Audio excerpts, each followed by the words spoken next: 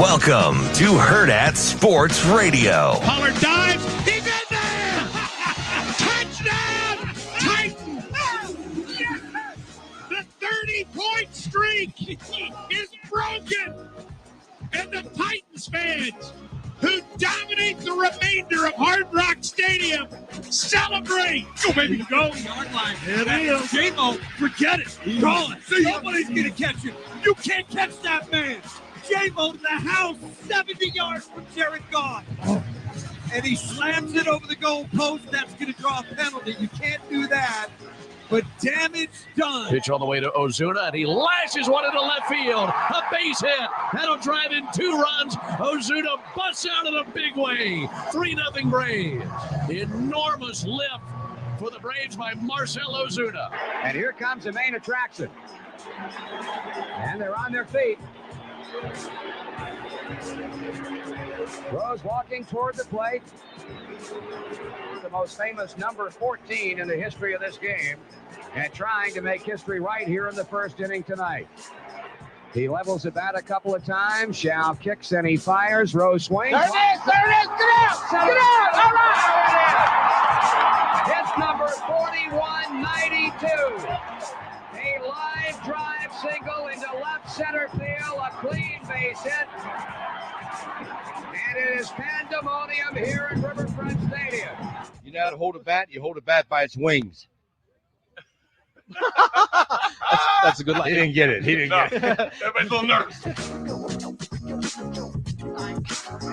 Good morning. Welcome into Hurrdat Sports Radio, AM 590, ESPN Omaha, ESPN Tri-Cities. That's DB. I'm Ravi Lulla. We're here on the Pillar Exterior stage. What's up, DB? What's going on, man? You know, I got a text message just like first thing in the morning here. And you know how you give all your friends nicknames like DJ and Aaron and all these kind of. Yeah. Evan might need a degenerate nickname. Why? What's wrong with Evan? What do you think the text I got this morning was about?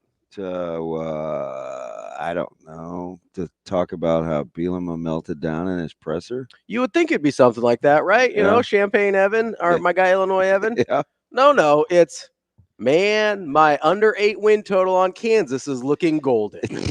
That's the first. It's the first thing he thought of. First thing this morning. Well, good on him. Just text me right away. He did. He didn't like it from the jump, and he's looking pretty smart. I do love all the the hindsight, guys. Hey, remember when we wanted Lance Leipold? I don't remember anybody like openly clamoring. I thought it was more of a hey, we'll take. He was a consolation prize. But I mean, knock yourself out. If also, it fits the let's not do this with Lance Leipold like we have with Matt Campbell. Like, let's not do that. Let's not pretend because they have a bad year at a place that's really hard to win consistently. Yeah, that he's not a good coach. Then all of a sudden he forgot how to coach football. Yeah, right? I'm with you. Like Matt Campbell is good at 4-0 and in the top 20 and whatever. He was good the last few years too. Yeah. All right. So let's not forget that and do the same thing with Lance Leipold that we did. And like, let's be clear about how Nebraskans felt about Lance Leipold. They were hitting the panic button when that's who they thought Nebraska was going to end up getting. Yeah.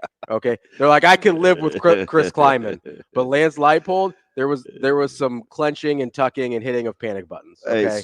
Hey, speaking of which, is Mike McDaniel panicking?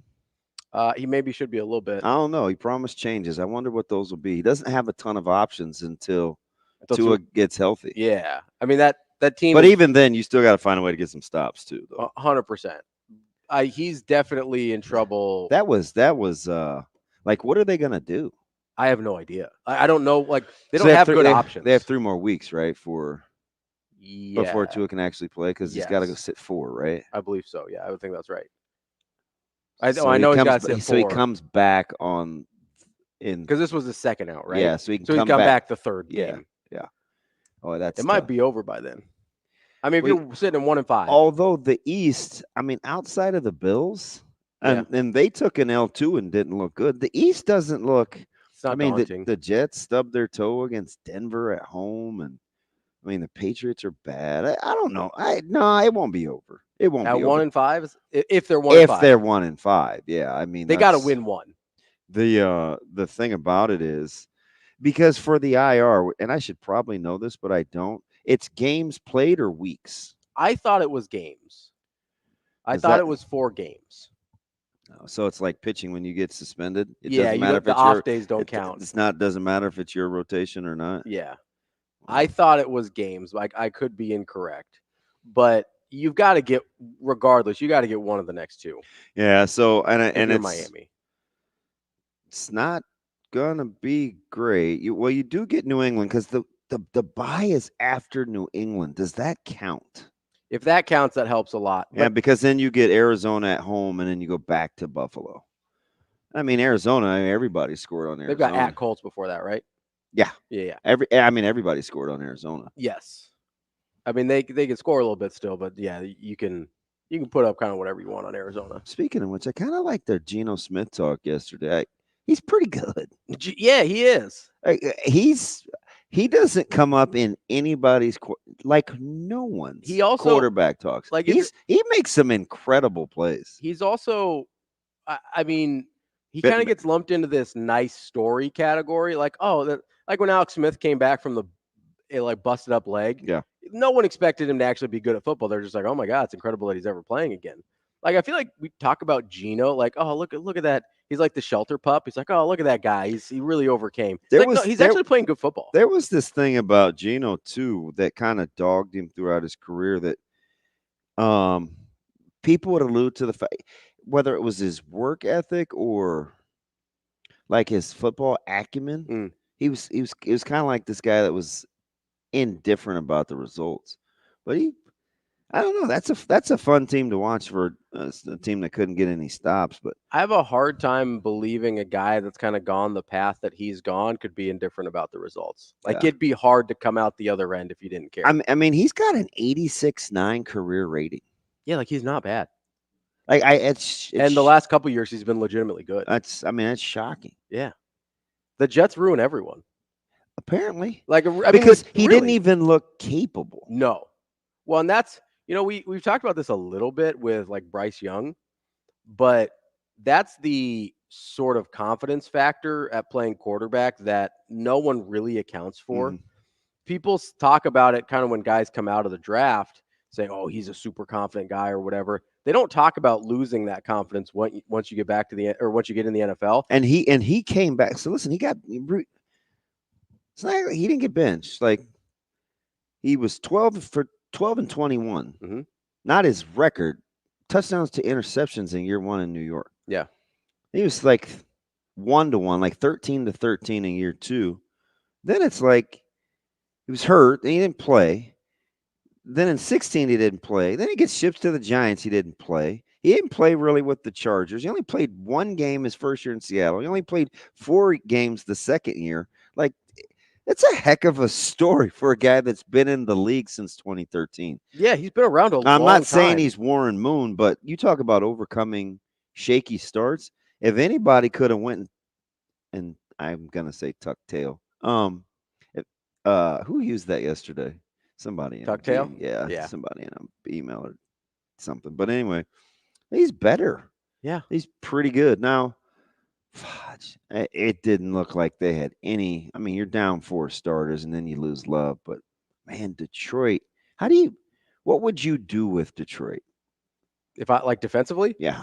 I have no idea. I don't either. Like, what do you, I mean, what are you supposed to do? I don't. I mean, Williams will get you. St. Brown will get you. They're really good at the tight end spot. They're really good in the running game. They have my favorite running back, Jameer Gibbs, and now they get the hammer in Montgomery playing well. And Goff is good.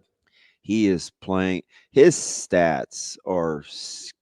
Yeah, they're otherworldly. They're scary he good. Went 18 for 18 last night. For what you think of him as a quarterback. Not what I think of him, but the general public thinks of him. Yes, 100%. I mean, we went through this in the summer when I talked about his amazingly low interceptions. Yeah, and I put him on the list of guys that I thought could win a Super Bowl. It's crazy. He's 18 for 18 for 292. Yeah, 2 touchdowns, and then he caught one too. Yeah. And looked semi-athletic. What was my man take? What was he doing? Like waving his head. That has to be the worst feeling as a linebacker chasing a quarterback on a throwback. Oh yeah. Like, I mean, what do you do? Like, and the Lions will call anything at any time, and it's come back to bite them. I mean, no, I'm not sitting here saying that. Yeah, like their decision making and not taking the points sometimes hasn't hurt them, but man, it makes your life hard as a defense though because you just have no idea. And they have some pieces too. Now they're high risk, high reward. Yeah. Defensively, so they're going to take some chances. But I mean, we'll lament over the 18 for 18, and as we should. But his career stats, He's really good. are really good. He's super weird because we've talked a lot about in the last week or so guys that have started off in bad spots and kind of resurrected their careers. Geno Smith is another one. We talked a lot about Baker Mayfield and Sam Darnold, and Justin Fields. So much for him getting off to a shaky start. But Shane, who, Sam? no, Goff. Oh, Goff, yeah. But I mean, because he did get off at a little bit of a wobbly start. yeah, I think he's course corrected. I think he's okay now. Shane, do you like the Tigers or the Lions more? Lions. Really? That's not what I expected. But Goff is a super But weird. all time, though, I mean, Tigers. But Tigers been bad for, So what? You're a for, fan, man. bad for 10 years, though. No- 10 years. There's no of question I like bad the Dodgers baseball. better than the Lakers.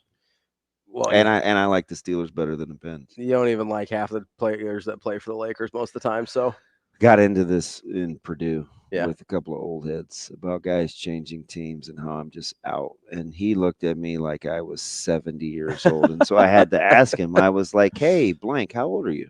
yeah, He said 27. So I was like, yeah, that's Yeah. tough. yeah. It's a tough look. And listen, I like the young guys, but they're in a much more transient sports world than I am. Yes, yeah. Even I mean, free agency for me didn't really get going until like 92. Yeah. And I was mad at Dallas why are you mad at Dallas? because they were the first team to really take advantage of Yeah. free agency, Yeah. in my opinion. That's probably true. That's fair. Yeah. And they had this monster. Yeah. So they were already good. Yeah. Well, no. 92. They were good by 92. Well, yeah, but when free agency first started, that was like the start of them just stacking. Gotcha. Okay. Because they Okay. were 1-15 a year before, I thought or that 2 was, years before. Okay. Yeah. Yeah. Okay. Yeah. So it's But like they were getting good. yeah, because I remember my first year in high school, I was like, yeah, Dallas sucks. Where are those Blues? I remember it's like the Steelers when they wore white, I never thought they won. Yeah. And when Dallas wore dark blue, I never thought they won either. Yeah. So I was like, yeah, they're in the blue, man. I got a chance. Well, back in that time, like if one of your guys on your team would have left, you would have been like, well, okay, did he retire? Yeah, And, yeah. yeah. But now it's like, what team did he go to? And I can't remember. Oh, it was we're talking about Ohtani. Oh yeah. Yeah. You're a big Ohtani guy. Not anti, just don't openly root. But I will be this week as the Steelers and Cowboys rekindle old flames. I mean, he is. He's the best player on your team. Like you kind of got to Yeah, root for no, Ohtani I'm a with little you. bit. I'm with you. I mean, I don't wish ill will. Well, sure. That'd be mean. It's even hard for me, and he's been a Dodger for a while now. It's even hard for me to like rally behind Betts, and he's sick. Betts is great. We love Mookie Betts here. It's a Mookie Betts show. Yeah. We love Mookie Betts. Yeah. Our sweet prince. I couldn't believe watching those games yesterday. I was getting ready to pull up the West Side. I was trying to Dude, get them that all I could second get. game was such a joke. It was. Did you see the pitches the Mets were swinging at? Yeah. Like, what are we doing? They couldn't get on the plane fast enough. Did you see some of the? I mean, Couldn't get on them. It's just weird, and I hate that for the sport, right? I hate it for the Diamondbacks fans. yeah, because that game mattered. But I get, you know what people are going, well, you had 162 to not be in that position. And it's like, okay. Yeah, I get it. But you still want to be playing meaningful. Like even the NFL has tried. The NBA seriously penalizes tanking. Like yeah, you may be a 2% in the old ping pong ball deal. But even the NFL like tries to schedule conference games now late in the season to avoid that. Yeah. But I don't know, man. That was, and hopefully that situation won't present itself very often. I mean, it's an outlier where like that was some grade A trash. You split and both teams make it. That's a super bizarre situation to be in. Yeah. But that game, like, and I was enthralled by it because I was like, is this really happening right now? Like, are the Mets just swinging at everything? Because that rando pitcher, Holmes, who's not very good. He's fine. Mm-hmm. He's not great. Is just cruising through 4 innings until he can't throw strikes anymore. He's got 7 strikeouts in 4 innings, and this guy's not any good. I mean, it's like, okay, Matt, I thought there was a point, I think, through 4 where he hadn't given up a hit yet, And I was like, are they going to let this guy throw a no-hitter just because they want to swing at everything? Yeah. It was bizarre. I was sort of enthralled by it. And I just don't like seeing baseball, No, the gamesmanship. But I mean, I get it. And it felt like a enjoy- spring training game. Enjoy your trip to San Diego and see what happens. It was weird. I'm just glad that the Braves didn't have to throw Sale because he was really the only starting pitcher they had that was going to be on a full day's rest. Do you buy the injury? No. Yeah. I mean, he's got back spasms. You know, I was thinking about something real quick, going back to because I kind of remember now because when I was a freshman at Northwest. It's the first year that high school's got freshmen, so it was 89. Back in the day. Back in the day, it was 89. Which was when Dallas was 1-15. Yeah, super trash. Do you know what they were in 90? Their record? Not off the top of my head. 7-9. You know where their coach was, right? By 90, it was Jimmy, right? Yeah. Yeah. Do you know that he was coach of the year with a 7-9 record? I mean, after going 1-15, isn't that something? I kind of get it. Like, can you imagine now though? And then they went on because I think they were 11-5 the next Yeah. year or whatever. But can you imagine? It felt like we had a little bit of. I felt like I said if Nebraska won 7 games last year, that Coach Will should be coach of the year. And people laughed at me, right? I mean, and they should now. I'm not gonna. There's certainly no backpatting. They should have won 7. Yeah, but I felt like when the season started, I'm like, you guys, I'm watching this. There's no way. Yeah, they're not good. Not very good. Yeah. So I felt like 7 was the number. A miracle. Would have been a miracle. Yeah. I mean, there's no Lance Leipold or anything. Certainly no Matt Campbell. No. They're out here balling though. I mean, like, don't look now. Matt Campbell can still coach. Yeah. That whole thing. It's just weird to see them. Was that his second win against Iowa? I think it's just his second because he had the goose egg for a minute. Yeah, you could double check that real quick. See how many. They won 2 years ago. Yeah, I think it's just his second win. They're in Iowa. They lost the names in the middle. I thought he had one during one of his 9-win years. But I don't think so. I'm double checking. I think he went 0 for like his first 7, maybe. Oof. Something like that. That's a tough look. Well, it was some T.O. Switzer type stuff. Yeah, you don't like to see that if you're a Matt Campbell stan like me. No, and you are a. I do. I really like Matt Campbell. But so we're gonna throw you a bone today too, and we're gonna talk Hawkeyes with Tom Kakert. How about that? We're gonna talk a little Hawkeyes with the Hawks. Yeah, they got a big one. They do. So Iowa. Yeah. What's how many went? What is checking. Google not working for you? Do you not know where to go? Well, I'm going year by year here, which is probably not the best way to do this. It's clearly not. Just Google Campbell's record against Iowa. That's easier. I mean, isn't that what we're supposed to do? Well, and I think it's going to give you 2-8 or something like that, or 2-7 or 2-9 or. Oh God, you're killing me. Man, it's not giving it to me. Are you feeling the pressure? Because I said Matt Campbell record versus Iowa. It's not giving it to me. It's not. So as of last year, he was 1-5. So yeah, this is the second one. Okay, so he's 2-5. Yeah. But anyway, I say all that to say, 2-6 now. If you're Iowa and you feel like you're capable, I'm gonna ask Tom this: Are you getting inside Ohio State scores? Because for as good as this defense was supposed to be, I didn't see that against Marshall. And I get it. I don't want to pull a Nebraska fan and be mad that they gave up 7 to Michigan State, but it wasn't overwhelming. Yeah, I don't think Ohio State's been overwhelming in general this year. I mean, they got off. What was it, Kent State? No, they're killing people, right? Yes. So I just full disclosure. That to me is sort of the overwhelmingness of their talent kind of catches up by the end of the game. There's a depth of talent issue there, but they're not really coming out of the gates and just blowing the doors off people, which if you're Iowa, that could give you a little bit of hope that because that's the kind of game Iowa wants to play, right? Yeah. They just want to hang around and see if they're close when everybody gets into deep waters, right? And why do we know why Tyleik Williams isn't playing? But he's not. So he has. I think. I don't want to say this and be leading folks. I don't think he's played the last 2 games because I'm a nerd. Yeah. So You're checking. I'm checking. Yeah. Right. And he's not been on the report list. Yeah. I don't think he has. I don't think he's played. I wonder what's going on. And I don't think anybody's talked about it. Not Not in depth, at least. Yeah. Well, That'll be interesting. are you interested? What's the line? Do you know? Do we know? I can look real quick. I'm sure it's out. Yeah, they come out Sunday Sunday Sunday night usually. Yeah, haven't you heard that Nebraska's a 7.5 point favorite? Well, it started 6.5. It's creeping up there now, so Yeah. they must. The Vegas must like Nebraska. Ohio State's minus 20.5. 20.5? Yeah, Huh. Okay. Well, they must not have a lot of faith in that Iowa defense. okay. How about A&M being favored over Missouri? Yeah, I don't. Yeah. Yeah, still, No, that's that's not. I the mixed one. those two. And I get it. It's in Columbus, but that seems like a lot. I for Ohio State.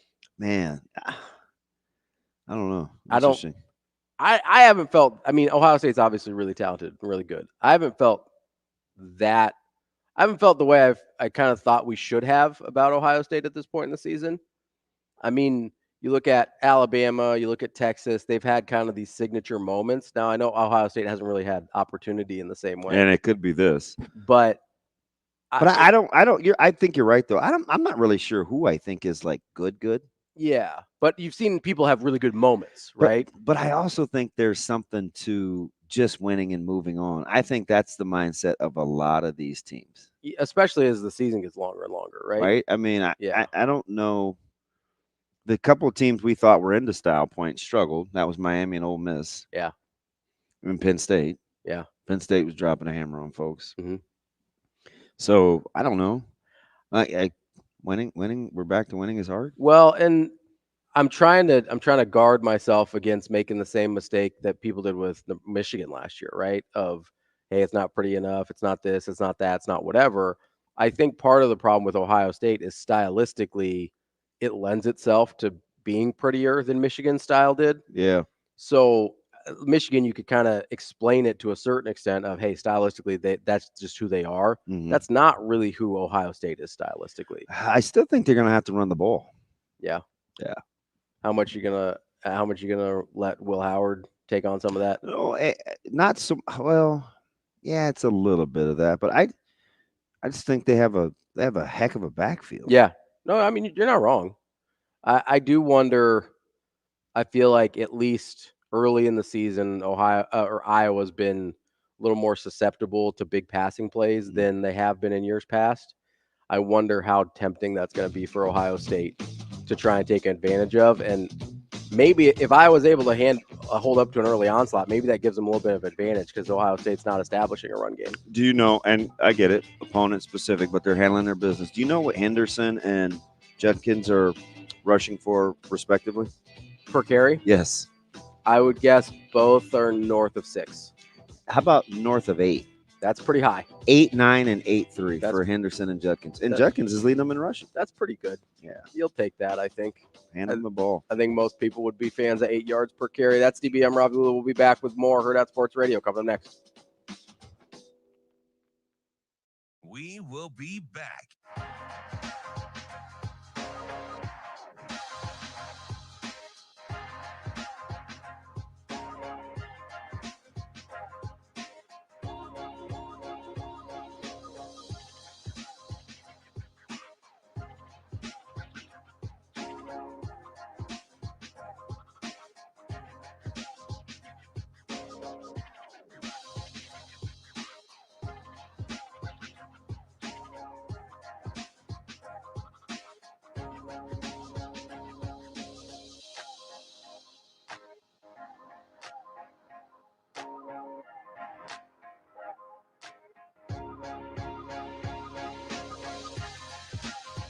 We will be back.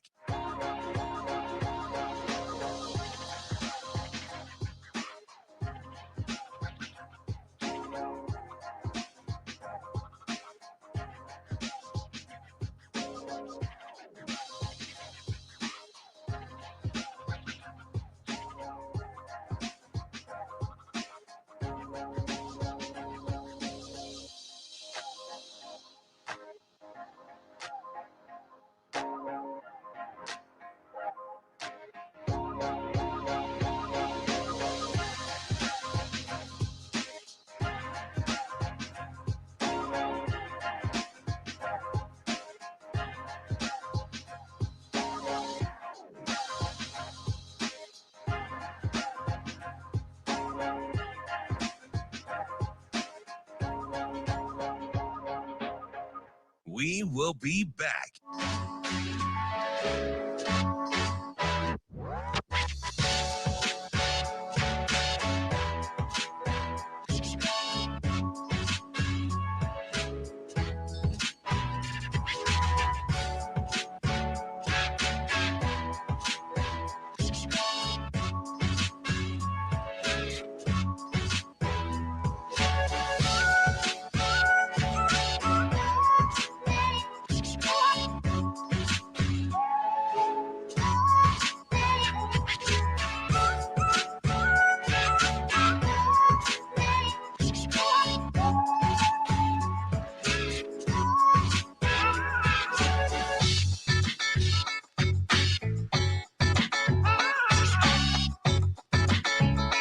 We will be back.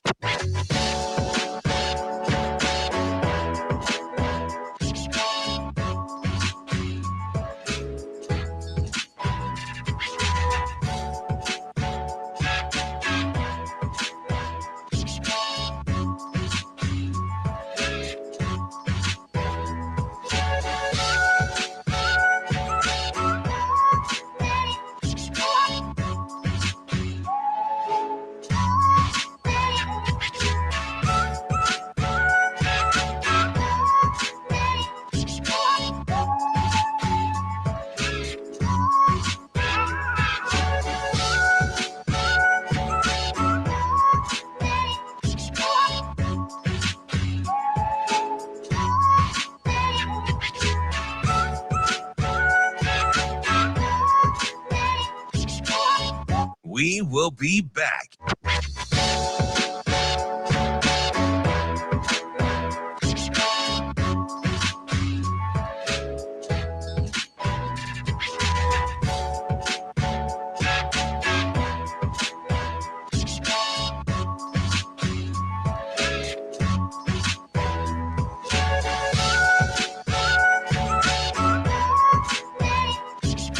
We will be back.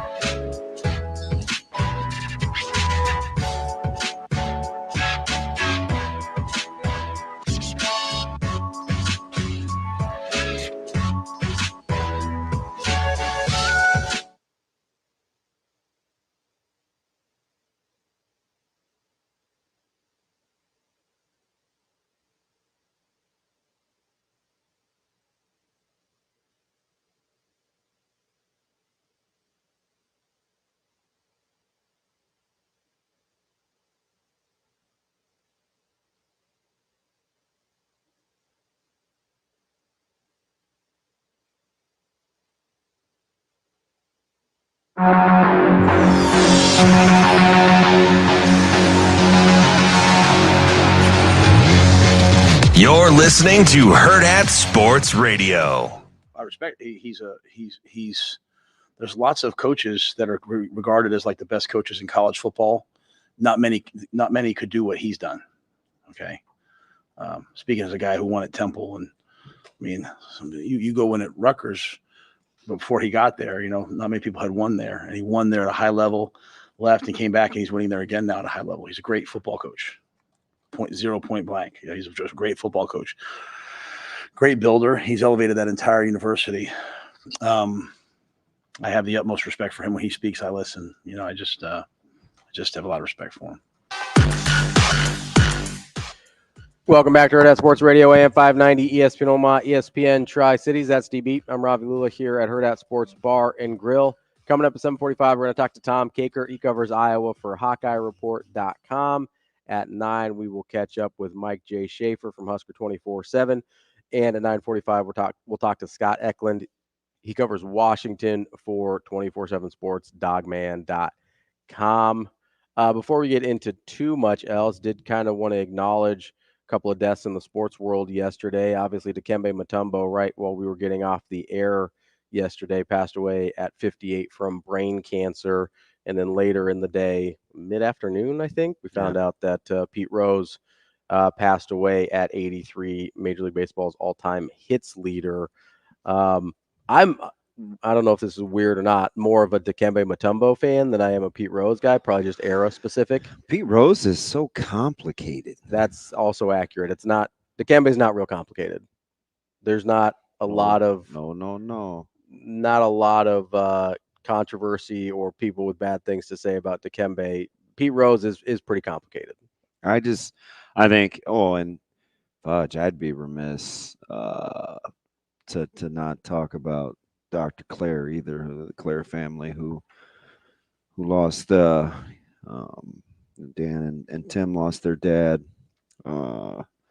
yesterday or day before yesterday maybe, and was our team physician at the university for, man, it had to be, I think he started in the 70s. Oof. But yeah, they come in threes. It was not a great last 30 hours.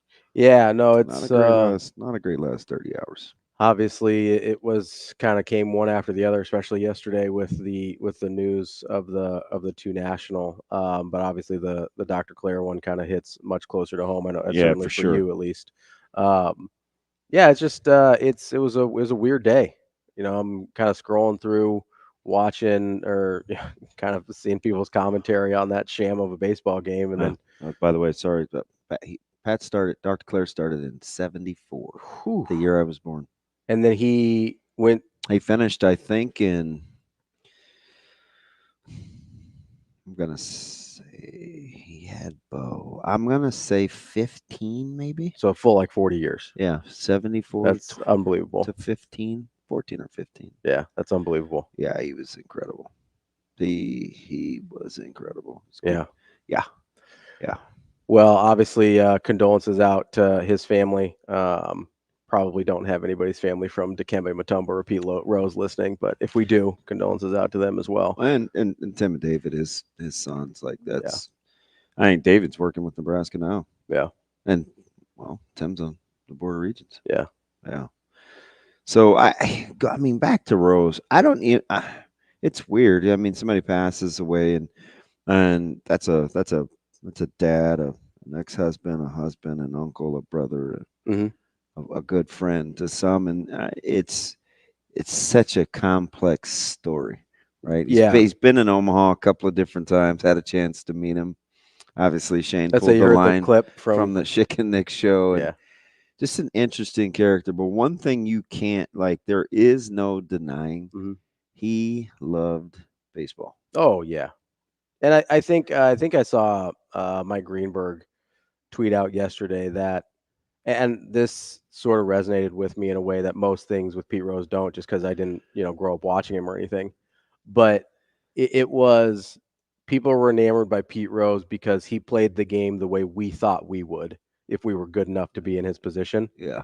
And I appreciated that, because I think that, because he does kind of connect with certain people on a level that doesn't. The people that really love Pete Rose, like really love Pete Rose, right? Yeah. You hear the line all the time, like, "Oh, he's probably your dad's favorite player," or whatever, right? And so I there was sort of people were sort of enamored with him in a way that didn't always make sense to me. It's like, yeah, he's the all-time hits leader, but like, what else? And I think it's that part that Greenberg was talking about. Like, we feel like if we had gotten the chance to play the game at that level, we would have played like Pete Rose. And I think that resonates with people in a way that, because most guys that play that hard usually aren't your superstars, right? They're usually not the guys that have that level of talent. And so when we see that, I think we appreciate it in a totally different way. I think that's what you got a lot with a lot of people at Pete Rose. You know how to hold a bat? You hold a bat by its wings. That's a good line. He didn't get it. Everybody's a little nervous. Oh yeah, that was Nick. A little nervous. That was Nick in the background. Yeah, it just it's an interesting phenomenon, because when you talk about the impact on the game, there are certain aspects that are clearly just not up for debate, right? The hits, the style of play, and sometimes people roll their eyes when you talk about, the integrity of the game, and I'm like, shoot, man, there are lots of not very good guys that are yeah. in the Baseball Hall of Fame. A ton. But I don't know about the compromising of the game thing. And I watched how it was played. It was just ironic where my mind went yesterday with the Mets and the Braves. I'm like, this is not. Yeah, not a lot of integrity in that second Not game. a lot. This is not how the game was supposed to be played. No. And on a day in which a guy ran over a catcher in the All-Star game, yep, we see guys not trying to really win. It just was weird how I was thinking about the irony of that. That's kind of that's sort of in a microcosm the Pete Rose experience. It bugged me. Right? It's not because of Ryan or any of these other guys that are Diamondbacks fans. Yeah. It's because I mean, listen again. You love baseball. You want baseball to be played. The Diamondbacks did just get beat 10-0. Yeah. Over the last weekend, like right? They had their chances. So like, I don't do that, but I do think I do want the game to be played like a certain way. Yeah. Well, you want the game to be played well. I will say you brought up the catcher incident in the All-Star game. That's sort of like in a moment, kind of encapsulates the complication of Pete Rose, right? Because you love how hard he played, but he also ruined a guy's career in an exhibition. Yeah. Right? Like that sucks. Like you've got this thing that you sort of admire about a dude of, man, he plays so hard and he always cares and whatever. Also ruined a guy's career for an exhibition run. Yeah. Like that kind of in a nutshell is the Pete Rose experience. And yeah, I mean, and then obviously you got the off-field issues and stuff as well. But the thing that I went to, the irony of yesterday, go ahead, was how entangled gambling has become in professional sports. I know. That's just a lot of mixed emotions. Yeah, that's the part that I kind of go, like, it feels a little like if we're gonna be in bed with, with Underdog or DraftKings or FanDuel or our guys at Warhorse, which we love, like it kind of feels a little icky to keep Pete Rose out. It's like we're okay with it now. And the funny thing about that's not really that funny is part of the reason I think that he's not in is because he never, like, he would say things like that. Mm-hmm. And he just didn't come across as a guy that, if he had been repentant, he probably has a shot. Which it's because what do you always say? We want our pound of flesh. We want our pound of flesh. I kind of just struggle with that. Yeah. But I do. You want quick Pete Rose trivia? Yeah, let's do it. More Gold Gloves or batting titles for Pete Rose? Ooh, this feels like a trick question. I'm going to say Gold Gloves. That is incorrect. It would be batting titles. Okay. I'm not going to give you the number until I tell you now because I'll give you one more. More valuable player awards or Gold Gloves? Ooh, I would guess Gold Gloves. Gold Gloves, but only by one. Okay. How about this? How about World? Because we never talk about the fact he won 3 World Series. Yeah. We always talk about the other things. Yeah. So he was an X amount time world champion. Was it less than or greater than the batting titles? I think greater than. It is a tie. That is a trick question. 3 World Series titles, 3 batting titles, 1 National League most valuable player, and 2 Gold Gloves. I knew the batting titles were way lower than you would think. You would think, right? For the all-time hit king. Yeah. So I knew it was lower than that. I thought you were maybe. And wasn't he a 17-time All-Star? Yes, he was. He was. He was a 17-time All-Star. That number was by far and away the biggest, so I couldn't use that. Yeah, I do, and I knew that one off the top of my head.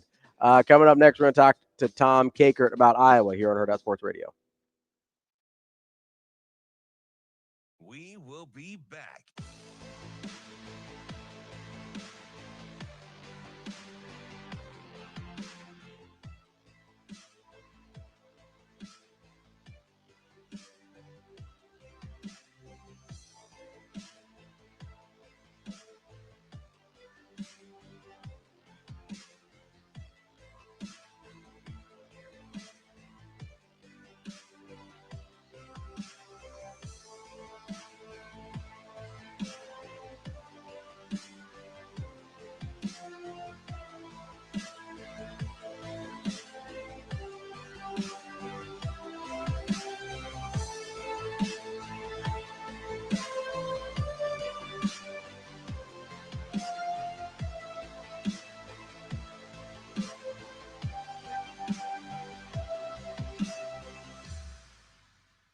We will be back.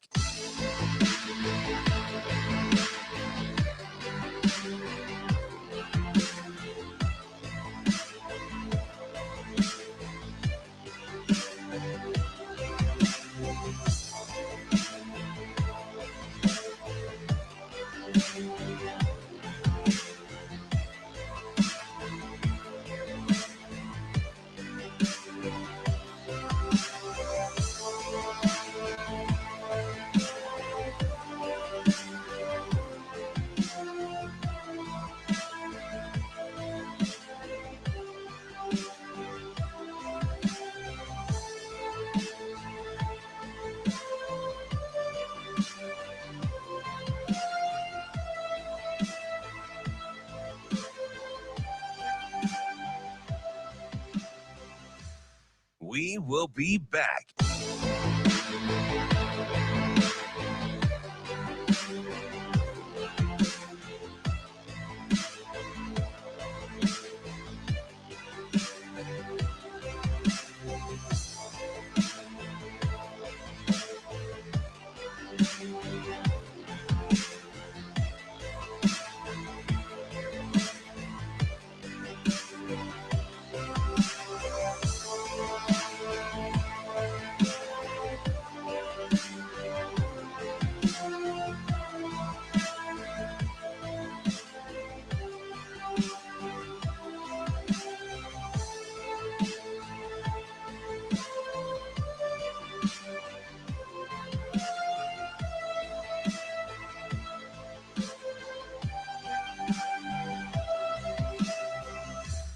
We will be back.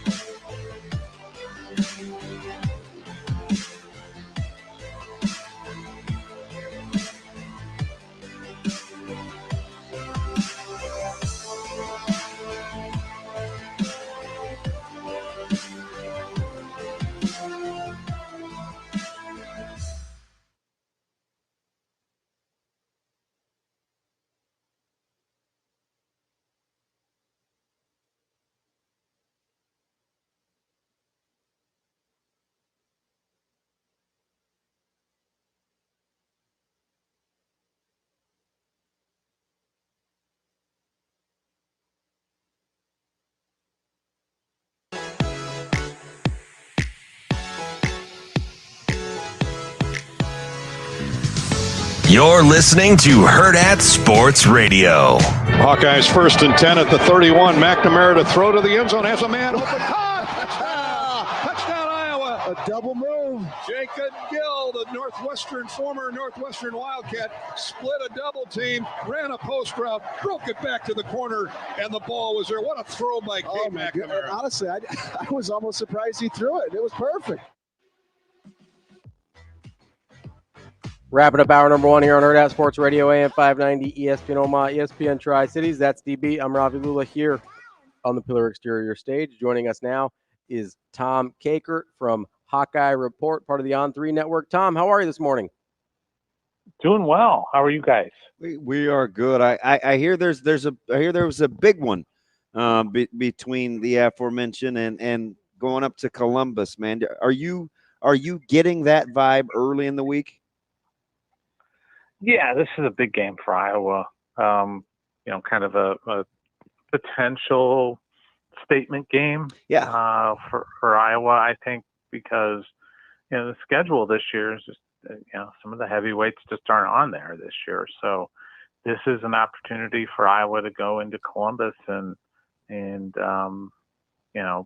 make a statement about this team. And it's interesting too. I was talking to somebody who covers Ohio State last night, and feels kind of a little bit like a trappy game for Ohio State too. They've got that huge game that everybody's talked about, since the spring with Oregon next week out in Eugene. So Iowa maybe has a chance to kind of catch them looking ahead here as well. So when I use the word feel, specifically, do you get the sense that the fan base, like, is this a game where you're looking at, you're like, okay, we're here in Iowa City, we think this is a game we can win, or is this one where there's the hope we don't get blown out? Like, there's been games like this for Iowa.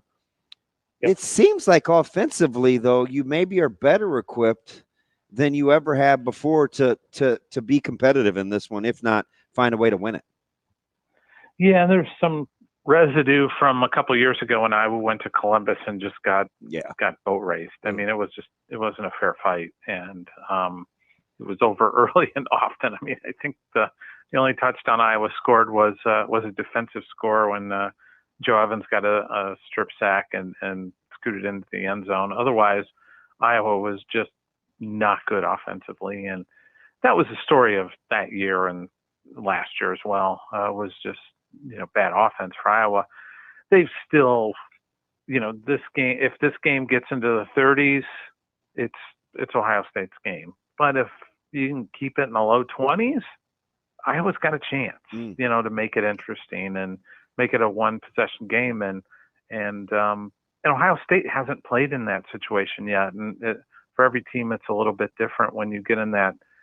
You don't know how your team's going to react in a one-score game in the fourth quarter. Iowa's been there, and they know what that's like already this year. Tom, how have you felt the defense has progressed since the start of the year? It felt like at times they were a little bit more susceptible to explosive plays than they had been in the past. How do you feel they're coming along as they're progressing through the season? Yeah, I think it was interesting. We had bye week last week, and we had Phil Parker. We get coordinators during bye weeks, and Phil had, I think, read some of the things that some of us had written about. Hey, the defense is struggling a little bit, because he came out spitting fire at us about and rattling off every stat known to man about how this defense is actually better than last year, except for in one area, and that's been pass yardage. They're giving up 210, 211 yards a game in the air. And they've given up more explosive plays than they have in the past. And I think that was fair to point out. And I think he would tell you that was fair to point out. But they're only giving up 62 yards per game on the ground. They haven't given up a rushing touchdown to date. They have been better on third downs this year. So there are a lot of things that they have done really well. But it is just so uncharacteristic of a Phil Parker team to give up 75-yard touchdown passes and just get beat badly over the top. And so but I think that's fair to point out that, and now, by the way, going up against an Ohio State team that has this freshman receiver that's, I know everybody's talking about the 17-year-old kid at Bama. This kid's probably better at Ohio State, Jeremiah Smith. So it's interesting, Tom, and I know I'm in Nebraska country, and I've said on a few different occasions I really like Caleb and his running style, and I kind of like his story better. It hasn't always been rainbows and butterflies. What do you think about not just his running style, but what is it about him as kind of a person that's allowed him to flourish and come out of the back end of this deal in 2024? Yeah, I remember he kind of came into this season just, I wouldn't say in the doghouse, but he was kind of in the doghouse. He got that's how it the first seemed. Half of the first game. Yeah, he was a little bit in the doghouse and with his teammates and just not doing things the right way. But boy, he had talked in the spring about kind of changing the way he ran. And Liddell Betts, the running back coach who played 10 years in the NFL, knows a little bit about how to run the football at a high level, and just kind of told him, look, you got great speed, but you try to run away from people, you got to sometimes run them over. And he has done that and played contact more, and has been really effective. And I think also this new blocking scheme that I was running, it's more mid zone than the outside zone or the inside zone that I was running in the past, and it's been really effective. And the other thing that's really been key, guys, is the guys up front have been healthy. Last year they were just beat the heck all basically from the midpoint of the season on, and everything was a slog for them to get done, and it very inconsistent, and the quarterback protection was bad. So I think that's really helped them, and I really think Caleb's just kind of grown up, and this is a big game for him because he's a Hamilton, Ohio native. Mm-hmm. So this is just a huge game for him. We're talking with Tom Kakert from HawkeyeReport.com. Tom, what do you credit the improvement in the offense to? How much of it's Caleb and his running ability and how good he's been early on? How much of it is Cade McNamara, who's been steady, if not spectacular, for Iowa? How much is it just having a healthy offensive line? And then obviously you got the kind of elephant in the room of a new play caller. Yeah, I think health has been probably the most important factor, that they've gotten people healthy. Cade's healthy, the offensive line is healthy, and that helped the run game move along. But I also think having Tim Lester as the OC, and quietly, that was a really good hire. It's just, it seems like it anyway. Yeah, I think it's breathed a little bit of fresh air into the room. I mean, it was just, everything was, right, wrong, or indifferent, however you saw Brian Ferentz. I just think there was just some negative energy around it, and it seems like everybody's more positive about things. I think they feel better about the offense, and it's showing. I mean, they're playing better football. They're putting up, 30 points a game, and gaining 250 yards a game on the ground, and the offense has, instead of being 131 in the country, it's, I think total offense now is like 70. So they're better. So I'm seeing some growth.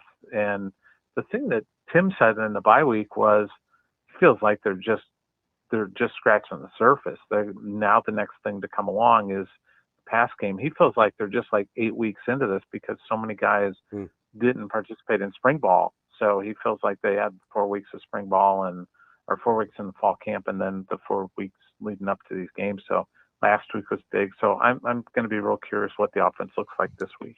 Tom, is there, and usually I know it's an Iowa thing, having been there several times, you probably just focus on yourselves, but obviously with Tyleik Williams not playing the last couple of weeks, he has been not been on the available report, which I think has raised some eyebrows. When you look at this Ohio State team defensively, based on what the expectation levels were coming into this one, for a team that's blowing teams out, is it fair to say they've been a little underwhelming, or am I reading too much into that with the last two opponents? Boy, I watched them play on Saturday, and I think they're really good. They fly around a lot. Those safeties are incredible. That might be the best tandem in football. Oh my God, Caleb Downs.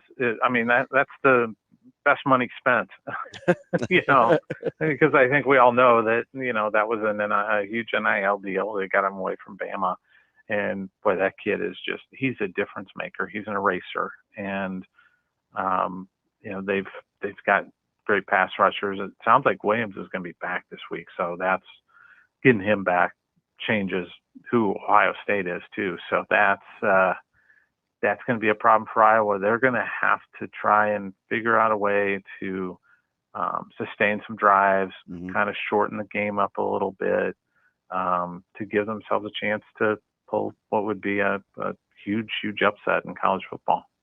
Tom, is more important for Iowa keeping the game in the 20s, as you said earlier, or winning time of possession by more than 10 minutes? Winning time of possession by more than 10 minutes would be huge for them. But I think it's just keeping this game in a range that allows them to potentially win, and that's keeping the 20s. Because I just don't think, even though I was averaging 30 a game, I just don't think you can get in a shootout with Ohio State. You're going to lose that 9 times out of 10. And I don't see Iowa putting up 55 like they did in 2017 against Ohio State. That's Tom Kakert. Tom, we appreciate the time. We'll talk to you again soon. Okay. Thanks for having me on, guys. It's Tom Kakert from Hawkeye Report. We'll be back for more Hurrdat Sports Radio coming up next.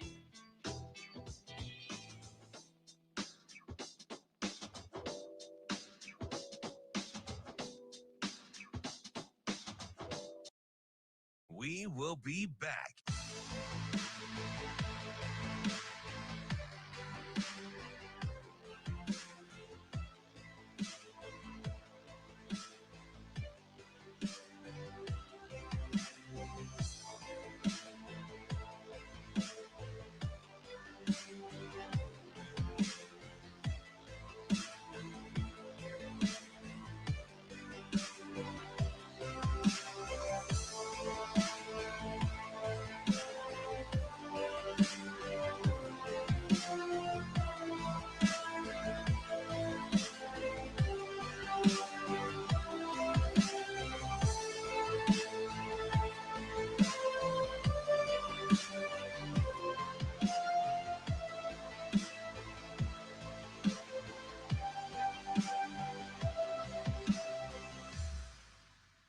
We will be back.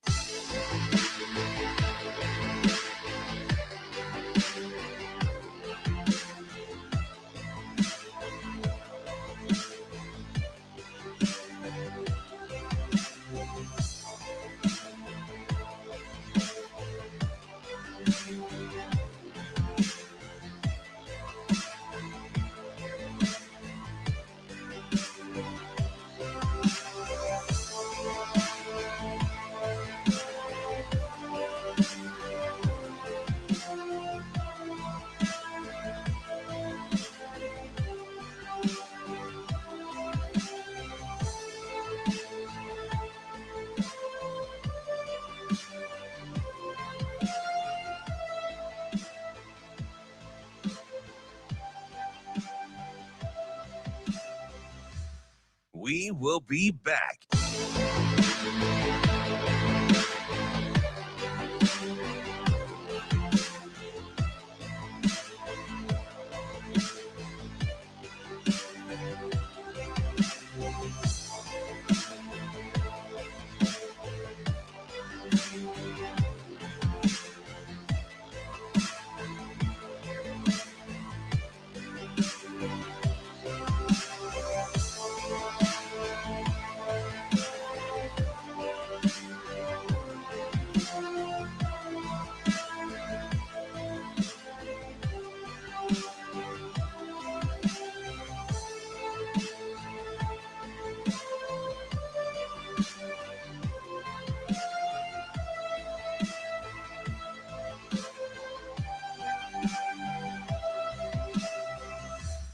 We will be back.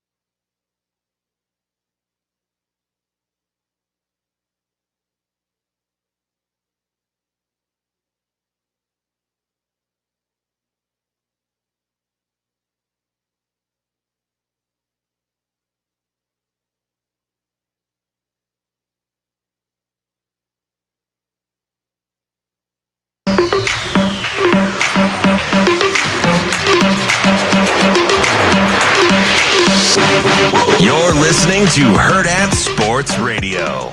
I think they're in the top 2 or 3. Right? They convert third downs at 51%. Right, so they stay on the field. They're 33 minutes of time possession. You gave me the stat, Keith. They're top 10. Let's just say top 10. They're top 10 in red zone defense, right? So, Washington had a bunch of yards, but they were 1 for 5 touchdowns in the red zone. So, we have to fight. Even the touchdown we scored, but we had to get to 4th and inches to get it in. So, for us, we're throwing the ball around decently. Can we get the tough yards? Can we get the 4th and 1? Can we get the 4th and 2? Can we get the 3rd and 1 without everything having to be a speed sweep? Can we line up and knock you back and go get that yard? And that's that's the state. As you look at the things that we're not doing well or doing well or what we need to improve upon, it's those hard, tough yards that I'm anxious to see. Kicking off hour number 2 here on Hurrdat Sports Radio, AM 590, ESPN Omaha, ESPN Tri-Cities. We're live on Twitter, Facebook, YouTube, and reminding you, if you're on your way to work as the driver, your job is to keep your focus straight ahead and drive. Make sure you are not distracted. Message is brought to you by the NDOT Highway Safety Office. You want a little bit of trivia? Sure. Because Coach Rule was talking about Rutgers and what a tough place that can be to win, right? So I wanted to give a little context to this. I was a little curious, so I did a little research last night. Rutgers has been playing football since 1869. Can you guess, prior to Greg Schiano, how many AP polls, how many years they have been ranked in the AP poll?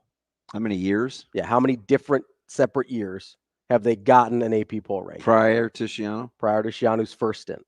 None. 2. Okay. Prior to Schiano's first stint, how many bowl games has Rutgers played in prior to the first stint of Greg Schiano? 1. Exactly 1. Garden City Bowl, 1978. That's Rutgers football. Yeah, I get it. So, like, when he talks about what a tough job that's been. And I knew you can just tell. I mean, even in the offseason, like when we first got here, and you're talking about different coaches around the country and coaches that were hired and stuff. He's a big Schiano guy. Mm-hmm. And I think it's even more so because of the commonality with the NFL and sure. And coming back and trying to build. Like he has a really high affinity, I think, for Schiano. The 4 years prior to Schiano taking over again, 2-10, 4-8, 1-11, 1-10. Yeah. That's a tough job. You want to know the difference that one game can make? So you mentioned Schiano Rutgers is 17th in third down conversion rate at 51%. So was Nebraska before last game. That was their exact number. Yep, 51% and 17th, right? 100% Yeah. correct. Do you know where Nebraska is now?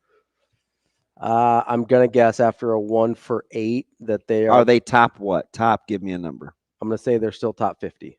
They are top 50. I'll give you another crack at it. Top what? 35. Top 40. Yeah. They're tied at 40 with a 45.8% third down conversion rate. That's after going 1 of 8 on third down. Yeah, one bad week. Dropped them 23 spots. Yeah, and you've only played 5 games. Yeah, 5 games. Yeah. Right. So that's we have to be careful with some of the stats. With stats. Yeah. And especially because at this point they need a little context. Somewhere between half and 40% of your games are probably against non-Power 5 schools. Yeah. And I mean the red zone percentage thing for Rutgers, it is what it is, and I wouldn't necessarily take him to task over that because Rutgers is really good. They're number 2 in the country in red zone defense. But I would not have used Washington as an example. Not if you watch that game, right? It was, but I mean, they have taken advantage of the opponents they've played because I think in 4 games there's only been 11 red zone attempts. Yeah, which again, if you don't allow only 6 scores. If you don't allow very many, your that's numbers pretty. Are That's pretty good. Your numbers are going to look pretty good. So it's like again, they played 4 games. You know who else is good in the red zone defensively? Colorado. Yeah. So it's just not that there's anything wrong with Colorado, but right. I mean, Colorado might be a lot better than we thought. Well, I be careful now. Don't go giving. I say that tongue in cheek. I always joke about it. I ask our national guys, ask our local guys, hey, are we prepared as we watch through the schedule to say who's good and who's not good based on what point in the season it is? Because that's what we do. 100%. And it's right. And instead of just appreciating a win, and addressing a loss, we'll play it safe and we'll wait and we'll waffle and because sometimes teams are healthy when you play and sometimes they aren't. Sometimes emotions matter. But what we always do is we wait until we get this until we can either justify or negate whatever it is we thought, right? Yeah. At the time Nebraska played Colorado. I mean, Colorado's a pretty good team right now. Yeah, and I mean, we said this right after the game. You and I did, at least. Colorado is way better defensively than I thought. Isn't This is a better football team than they were last year. Just said that about. I was just talking to, and I like when people can appreciate that. I was just talking to Coach Samanji the weekend and yesterday about Central. That's a better team than their record. Yeah. Right. Like sometimes you just know when you play a team. I mean, it's it just, and you could tell. Like I liked Kyle. We were so upset with how we played offense in the second half. I'm like, you guys do realize, and maybe they don't, so I shouldn't say that, but like the way that Colorado adjusted defensively and continued to play hard, like that game was physical. Yeah, that game was really physical. And also, again, we've done this before. Which numbers in the third quarter are we mad about offensively? Oh yeah, I don't know, because the plays. I won't even revisit that. Like everything makes sense. I'm still defending that UNI wasn't a blueprint for Illinois, but it's neither here nor there either. That's kind of why I like to do. We sometimes go through this exercise before the weekend of games, and I sometimes like to go after of like, what do we think we can learn this week, right? Rather than like who's good, who's bad indictments. Like what? And the only reason I started doing that is because I like for people to like have a stance and not wait till it's after the fact. So like after the season. Yeah. Right. Where you're like, oh, that was a bad win. Hey, what do we think we can learn about this team and this team? Because that's really that's how you have to do it to prepare in real time. Yeah. Right. Like Illinois and Penn State's a really good example. Right. Oh, it's a fantastic example. Do we think Illinois is a better or worse team based on that result against Penn State? I think they're better than we thought they were. Yeah, I think they're pretty good. I think the result, even though they didn't win, the result against Penn State tells me, hey, this actually is a pretty good team. It's not just Nebraska played poorly. We were talking about Penn State stepping on people's necks, right? Yeah. I like just before that game. Yes. Right? Like Penn State was. And they were 18.5 or whatever point favorite, right? Which I thought was too high. And I get the ding dong. I get people out there, Vegas wants. No, they don't, man. Vegas lets you know what they think the outcome is going to be. Especially with the opening line. Like the movement, I agree. Yeah, that's like up to the public. Yeah. The movement can but they're giving you an indication of how they think the game's going to go. 100%. So. And they thought Penn State was going to beat Illinois by 3 touchdowns, basically. And that was a 7-point game until the very end. And I sat here and I said, I could see that being a classic letdown game. Wouldn't surprise me at all if Penn State blew their doors off. Oh, but Illinois is pretty good. Yeah. Because I think the tendency, especially when it's a common opponent for Nebraska, is to go, oh, well, Penn State must not be that good. Well, I just looked at it in terms of, man, Nebraska didn't play very well. No. And I felt like Illinois did. Yeah. I thought Illinois probably played a B+ game, and Nebraska was closer to a C- game. Yeah. Is that in the neighborhood? Roughly. And that was still it was tied after regulation. Can you tell after this week which we rather score our points in the first half or the second half? I cannot tell. Okay. I think real time, we'd probably rather score them in the first half because the absolute meltdowns that I was dealing with at halftime. Now, there were some things that were really, really bad. For sure. I mean, the special teams, the snaps, the kicking, the whole thing, especially was really hard to watch. And I think it was compounded by the fact that the whistle was blowing like every 3 plays. Yep. Which when a game is just physically difficult to watch, it kind of exasperates the negative feelings you have about what's happening anyway, right? Yeah. Because it's just not a fun experience. And so you're kind of in a bad mood. You're like, oh, God, this sucks. Yeah. And that was the first thing people kept saying, whether it was. Well, they weren't wrong. No. But they were like, oh, that was a terrible half of football. I was like, it was terrible to watch. I agree. But Nebraska didn't actually play that poorly. Yeah. Right. I thought they played pretty well. They just, we got into it yesterday about why they didn't score any points in the first half. But I think if I'm judging by fan reaction, I think we'd rather score our points in the first half, get out to the big lead, and then just cruise home. But guess what? It was the same score against Purdue as it was against Colorado. Exact same score. Yeah. Did Nebraska cover? Both times. It must make them a great team. I mean, you know what they say, good teams win, great teams cover. Hey, Nebraska's 4-1 against the spread. Oh shoot. Can they go 5-1? Was it 10.5 this week? No, 7.5. 7.5. It was 10.5 last week. It was 10.5 wackadoodle, 10.5. 10.5 last week. I had Purdue on the brain. Do you not know that this is Rutgers? Have you not been listening? I haven't. People have been telling me how good Rutgers is.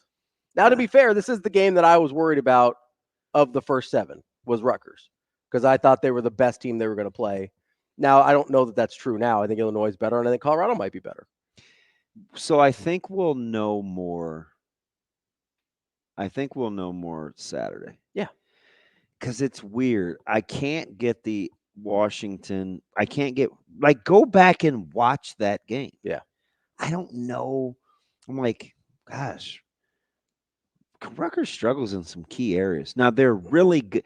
So if listen, if I'm going to be bad in explosive pass plays and I'm going to give up chunky yardage, what I want to be able to do is keep people out of the end zone, like make them snap it again. Yeah. And I want to be able to run the football. Those 2 things they do really well. And they don't give the ball away either. Right. Because you're trying to limit possessions. If you give up explosive pass plays, you got to limit possessions so they can only have so many, right? And then you got to make sure that explosive pass play isn't a touchdown. Yeah, if they don't score on it, then you keep them you're out. okay. Yeah, that's what they do. Right? That's exactly what they do. You can give up a 60-yard pass as long as they get tackled at the 1. Yeah. Right? Again, a team had 500 yards total offense. Yeah. And didn't get their 18th point until like a minute left in the game. Yeah. That's hard to do. And they didn't turn the ball over. Washington didn't turn the ball over. That's really hard to do.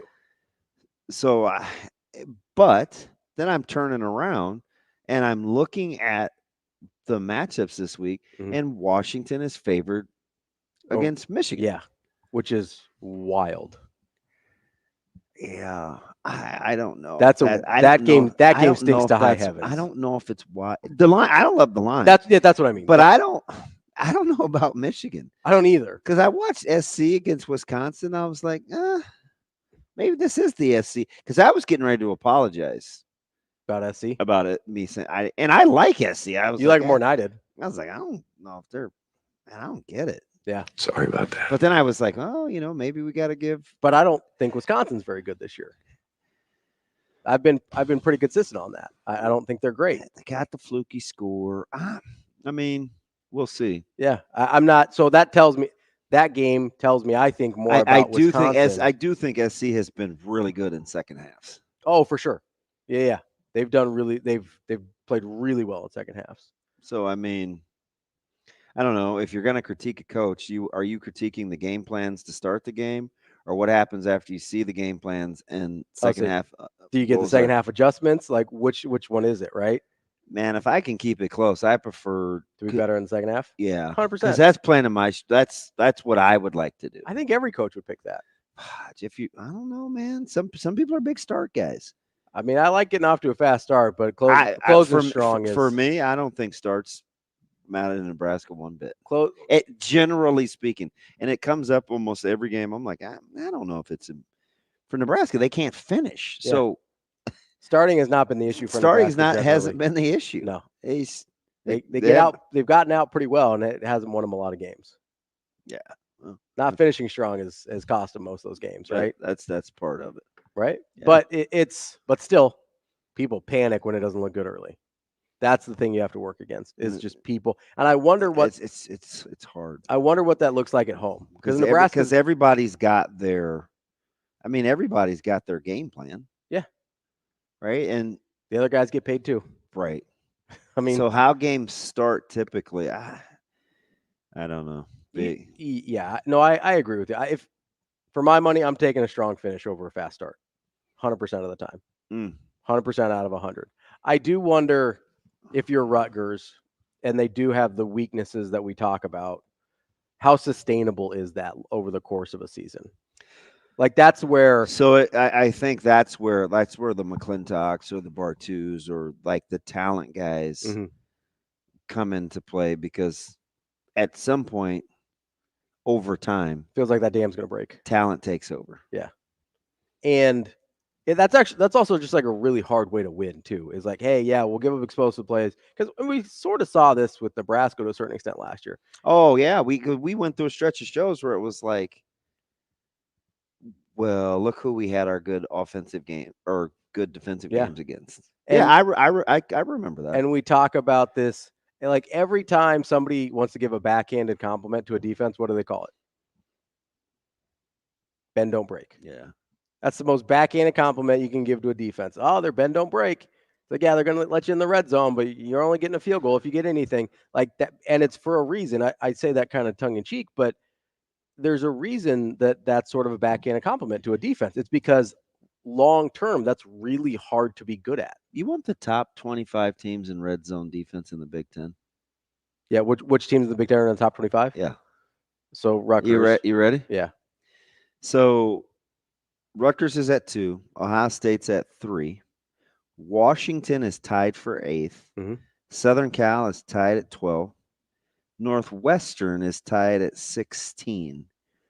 And Michigan State is tied at 21.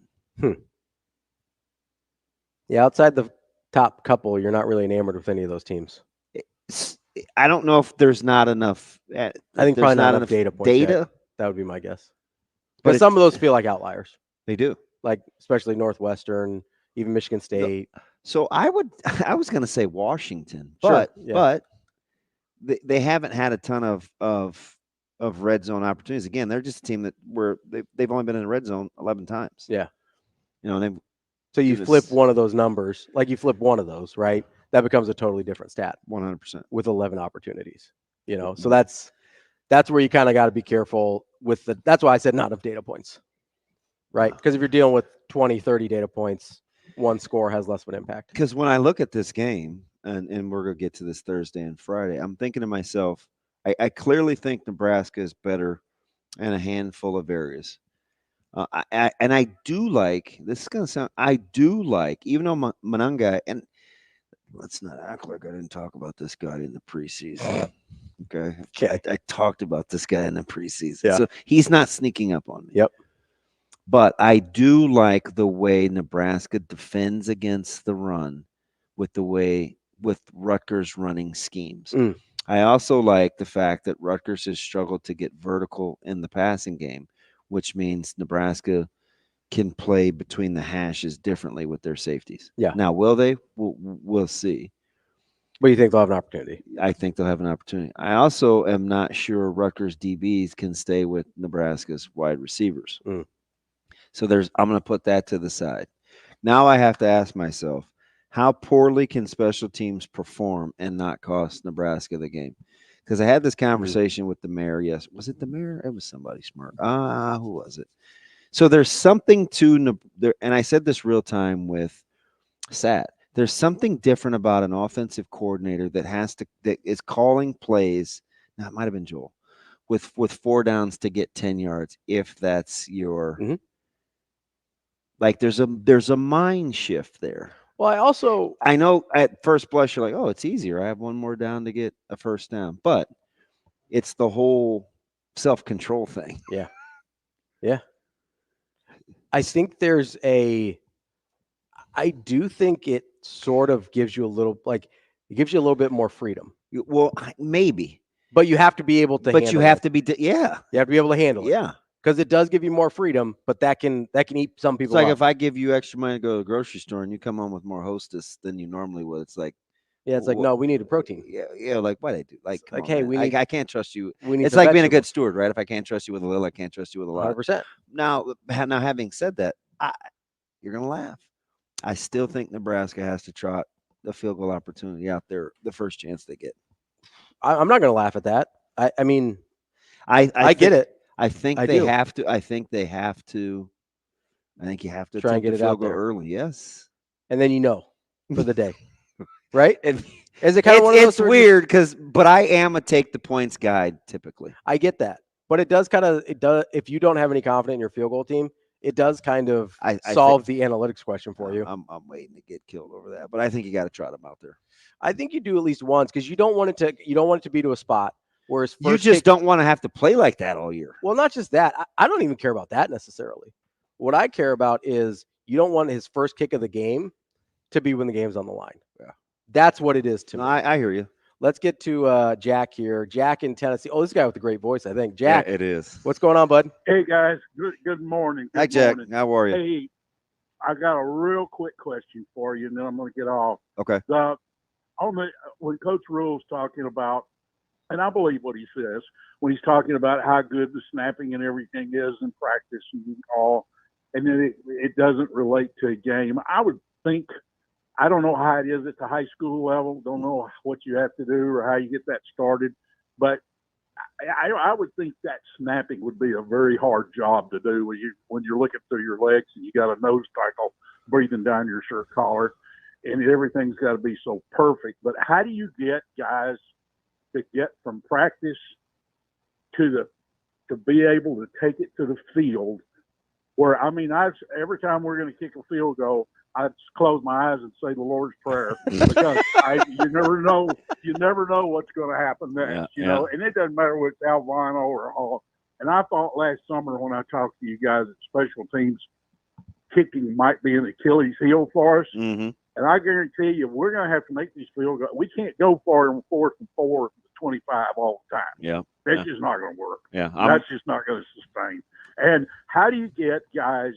I mean, I kind of think about it a little bit like shooting free throws in the driveway with the kids.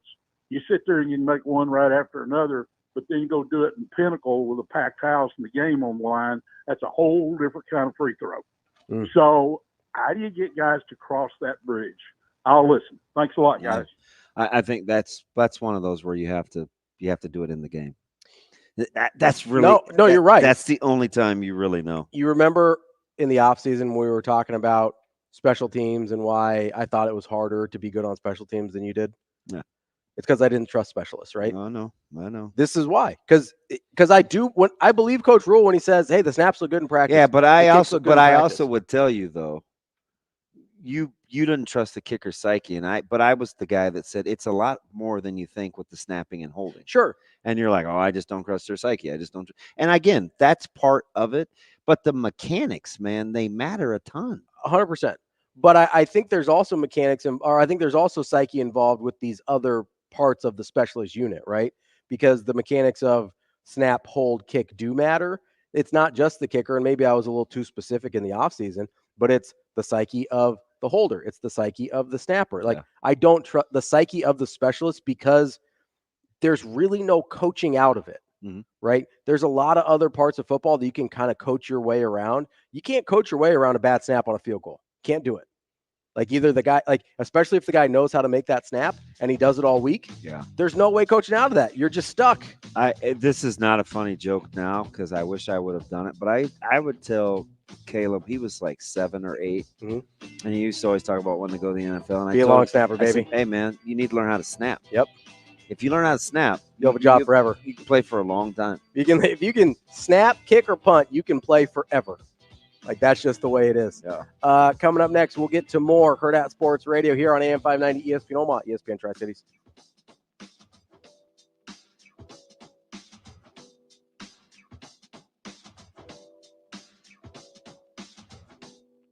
We will be back.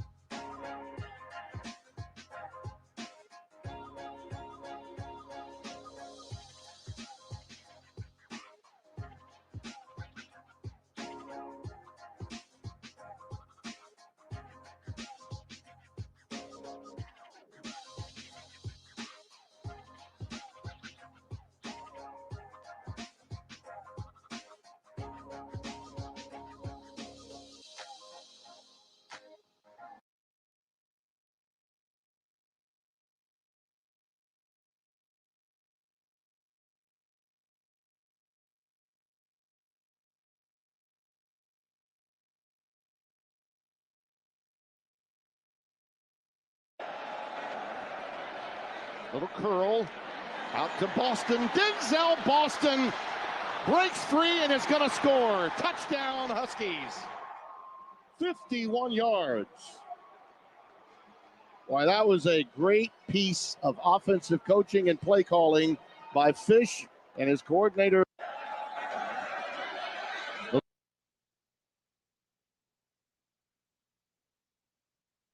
We will be back.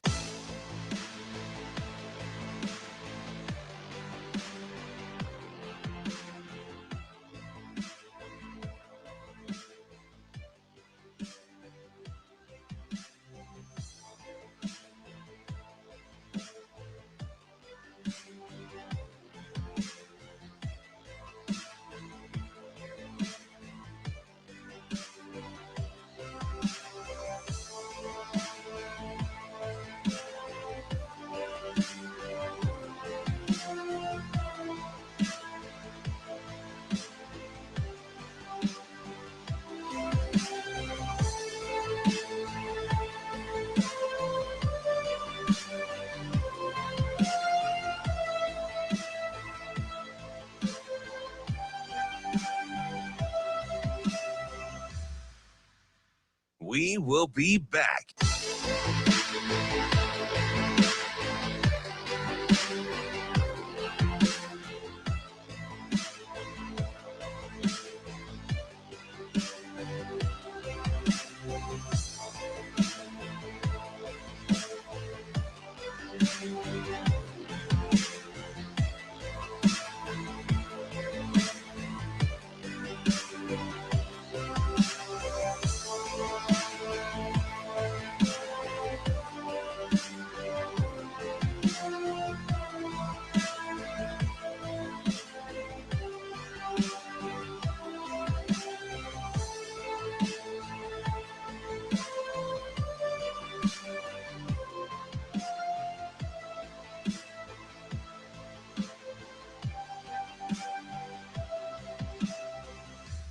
We will be back.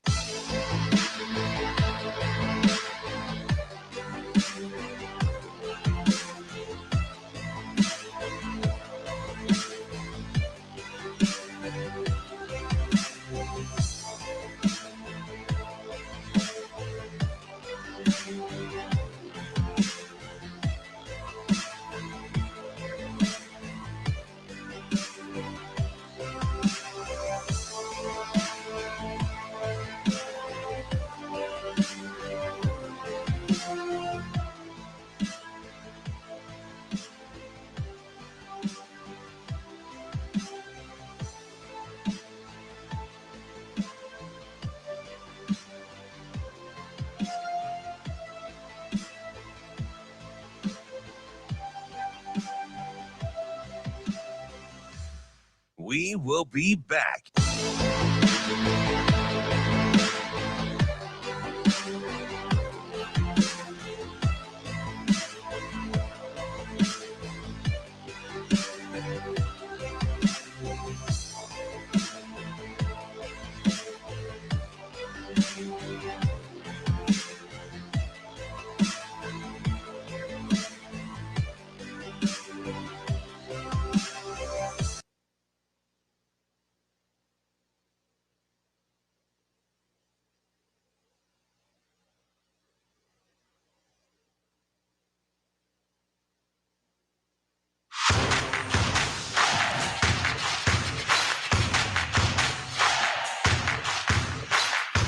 You're listening to Hurrdat Sports Radio.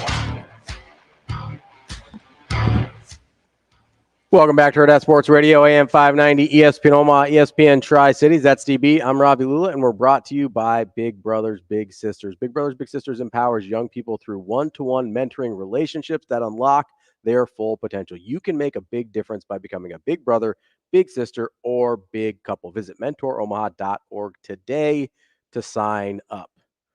What's up, Big Brother DB? What up? How we doing? Well, we're all right. Let's get to our favorite caller, least favorite Twitter personality, Lance in Lincoln. What's up, Lance? Lance, how are you? Lance, what's up, buddy? Hey, guys. How's it going today? You're moving to legendary status. What's up? Hey, guys. So, I was just going to kind of piggyback about the special teams discussion that you guys were having. And I think if you're inside the 20, I think you probably have to take the field goal and live with it. Anything outside that, you're probably, in my opinion, you're probably going for it unless it's really long. And then, 40 and in, you're kicking that thing, right? Yeah, right about there. I mean, I'll take 50-50. The issue becomes not on not scoring the points. The issue is where you give the ball up for the other team. So yeah. If you break things down, my biggest concern with special teams is punting and kickoffs, because based on where a team starts with the ball, their points per drive in any given year goes up based on how close they are to the end zone. So if you're kicking like at the 35-yard, if you're kicking a 52-yard field goal, you're giving up probably 1 or 2 points per drive. And so that's why I think, and that's cumulative over the course of the game. So I'm going to get as close as humanly possible before making that decision to kick. Yeah. So why are you still where are you? So how long does Bushini have to kick well for you to not be worried about punting? Because he was really good Saturday. So they on Saturday he was good. They still netted, I think, about 35 yards. Because he's kicking from the 50. As long as they're keeping them inside about that 25-yard line, then I'm probably okay with it. But Lance, he had 3 punts from around the 50-yard line though. He's not going to have a huge net. Any pin. Okay, I'll move off of that. I'm not sure what you want there, but like even the first ball should have been. I have no idea what Nebraska's gunners were doing. That ball should have easily been down at the 2 to start the game. You had one guy 8 yards deep in the end zone. You had another guy get fooled by a guy pretending to catch the ball. Like that was a great punt. It bounced 3 times, but before it got into the end zone like that, you got to down that. All right, but talk to me though, because I'm with you on where you give the ball. I'm tracking so far with the field goal, but I would focus more on starting field position more than net punting. That's where I would focus. Well, it just depends on where you punt from.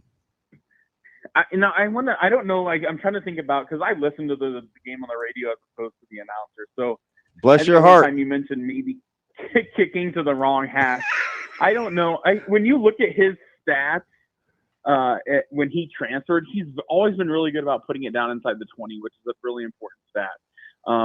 Like you said, when you have the opportunity to put him down at the 2, put him down at the 2. The only reason I say that is because if you could ask Coach White, I think if one-on-one where this defense needs to improve the most, it's third down because they're like 80th in the country on third down. I'm telling you, I guarantee he'd say first down, but I know really. Well, they haven't been good against the run on first down. Okay. Yeah, well, they want to get really good in general. Yeah, I know. Oh, believe me, I know. But see, that's why Illinois had the conversion rate they did, because they ran the ball for 5.5 yards on first down. Yeah, which is weird. That's mostly in the second half because at the end of the first half they only had 30 yards rushing. But there was a drive Illinois had where they first a 3rd and 8. They converted, and that same drive they converted to 3rd and 7. Yeah. So when I look at that, what concerns me about Rutgers is they are a fairly disciplined team. They're good on the defensive line, and as you get into Big Ten season, you're going to go against teams that are going to try to do what they want to do for the course of all 4 quarters. And so when you have to be able to get them as far away from the end zone as possible because a drive starting inside the 20 where they have to go 80 yards, you're only scoring about 20% of the time. Yeah, that's and most even teams. then, if you can hold them to that field goal, great. But like, to me, that doesn't. With as bad as we've been on kicking, if you're not, about 40 and in, you're not even attempting to kick. But then on punts, if you can get them inside the 20 is good. But like. I don't want to see them kicking the ball again, like against, I want to say it was Illinois, where you're kicking at the 35. Yeah. And then by the time you add on a big return, they're midfield because that's 2 first downs and most teams are going to be able to hit a field. So we've decided we've got to get better with kick coverage, punt and kick off. Mm-hmm. Yep. And we don't want to give up good field position on a missed field goal. So get as close as you can. That's it. All right. And, we talk scoring. If you were to ask me where I want to score, I want to score off my scripted plays. And then I want to win that last half of the middle third where I've made adjustments to what I think they're doing. And I want to either increase my lead and really make them one-dimensional later in the game or be able to score when it counts. Like, of course, everyone wants to score 100 points a game, but that's not realistic. So to me, what's realistic is, I am keeping my team in the game as long as possible, and then when the game's on the line, I want to be able to score. Hey, I know you asked real quick. I know you tweeted about Illinois and the total yards. You realize Illinois went -2 in turnovers, right? They were -2 in turnovers. Penn State only punted the ball once. I get the yardage discrepancy, but it's not near the same as Rutgers and Washington because for all the lamenting we do about Rutgers in the red zone, 6 of 11 defensively, Washington was 1 of 5. So Rutgers wasn't good.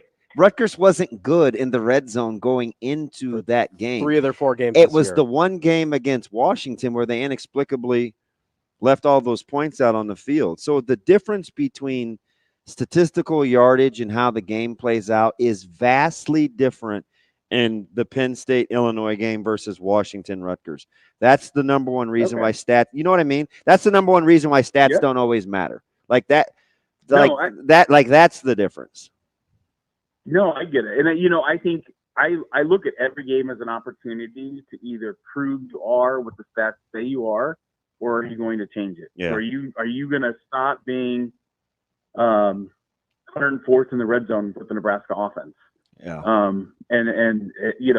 We have the opportunity this weekend to prove that. And so, I think Rutgers is going to have the opportunity to say, Mungai sounds more like a STI than it does a name. Is he going to be the deal when it's time? And, is he going to carry that load? I mean, because he's a guy. I mean, I don't think we have that guy that we can, just continue to just like hammer away at people. And the good news is, you don't get Emmett Johnson's life without Dell in it. So you need both of those guys, in my opinion. Correct. Absolutely. So I think it's going to be a close game, and just hope that we're able to pull it off. All right, my man. Appreciate you. Have a good one, guys. Can I get? Let's get to Kevin. Oh, real yeah, quick. yeah. Kevin, go ahead. Kevin, go ahead, bud. What's up? Kevin, hey guys. Hey, how are you? Go ahead, champ. Hey guys. I just a quick observation I had about special teams and stuff. I was down at the last home game, and it was halftime when they came out for halftime for warm up, and I just kind of noticed I was watching the kickers, and both teams were kicking towards the south end zone, and what I noticed is Illinois came out with their kicker, came out with their snapper, their holder, and their kicker, and they were warming up that way. And the Husker kickers, well, there was only one, came out with just a tee and kind of nonchalantly just kind of kicking the ball and just nonchalantly, and it really seemed like Illinois was really working hard at it. Even during warm-up, it just seemed like Nebraska was just like ho hum, and then the kid, our Husker kicker, missed a couple, and I'm going, dang, he's missing a couple. Yeah. And it was getting close to where he had to wrap it up, and he kicked the last one and he missed it. And I said, oh man, don't leave missing that last one. Leave on a good note. Yeah. Or just come up a little closer and just kick one, so you're, so you got that feel of making one. Yeah, I appreciate the call, Kevin. We'll hold that thought because I know you're chomping at the bit to get to something. Well, yeah, it was on the rushing game thing that Lance kind of brought up in passing. We'll get to it. We can get to that coming up next here on Hurrdat Sports Radio.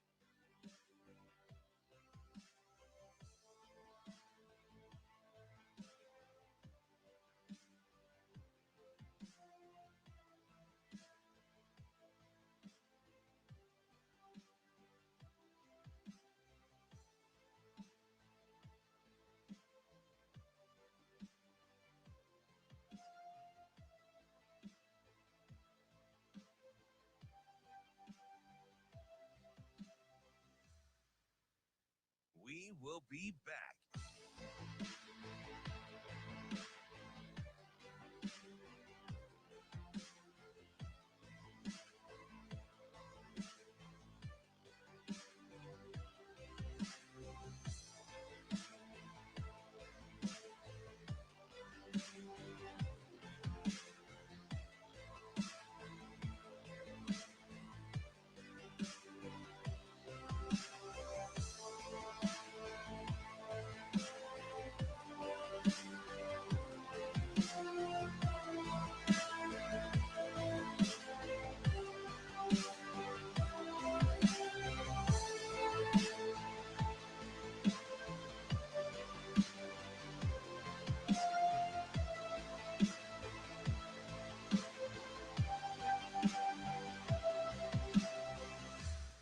We will be back.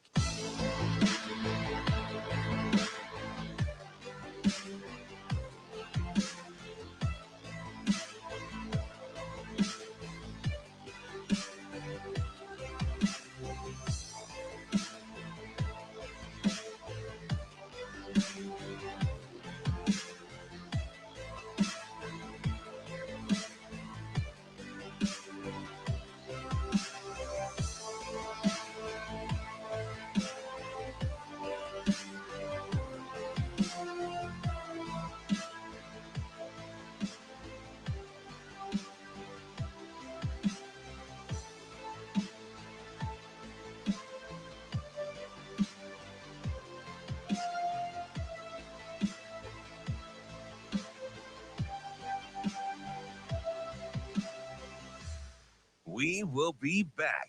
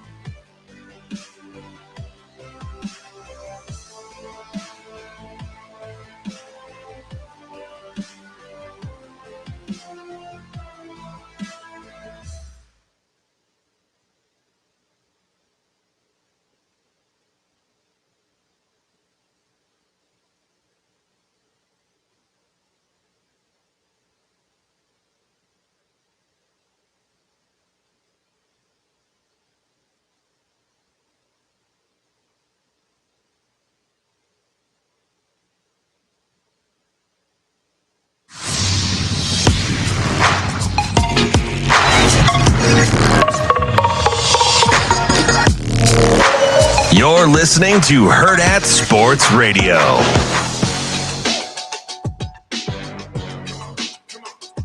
Wrapping up hour number 2 here on Hurrdat Sports Radio, AM 590, ESPN Omaha, ESPN Tri-Cities. That's DB. I'm Ravi Lulla. I'm reminding you, get to hurrdatsports.com to order your first of its kind Omaha hockey yearbook. Got position breakdowns. You've got question and answers from some of the highest profile members of the team. You can get that all at hurrdatsports.com.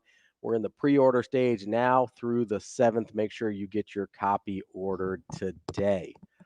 Wanted to get on something that Lance kind of said in passing. And this isn't even about Lance. It just kind of reminded me of some of the narratives out there about Nebraska's running game. I had a funny story. You didn't travel, right? You weren't in West Lafayette. No. Okay.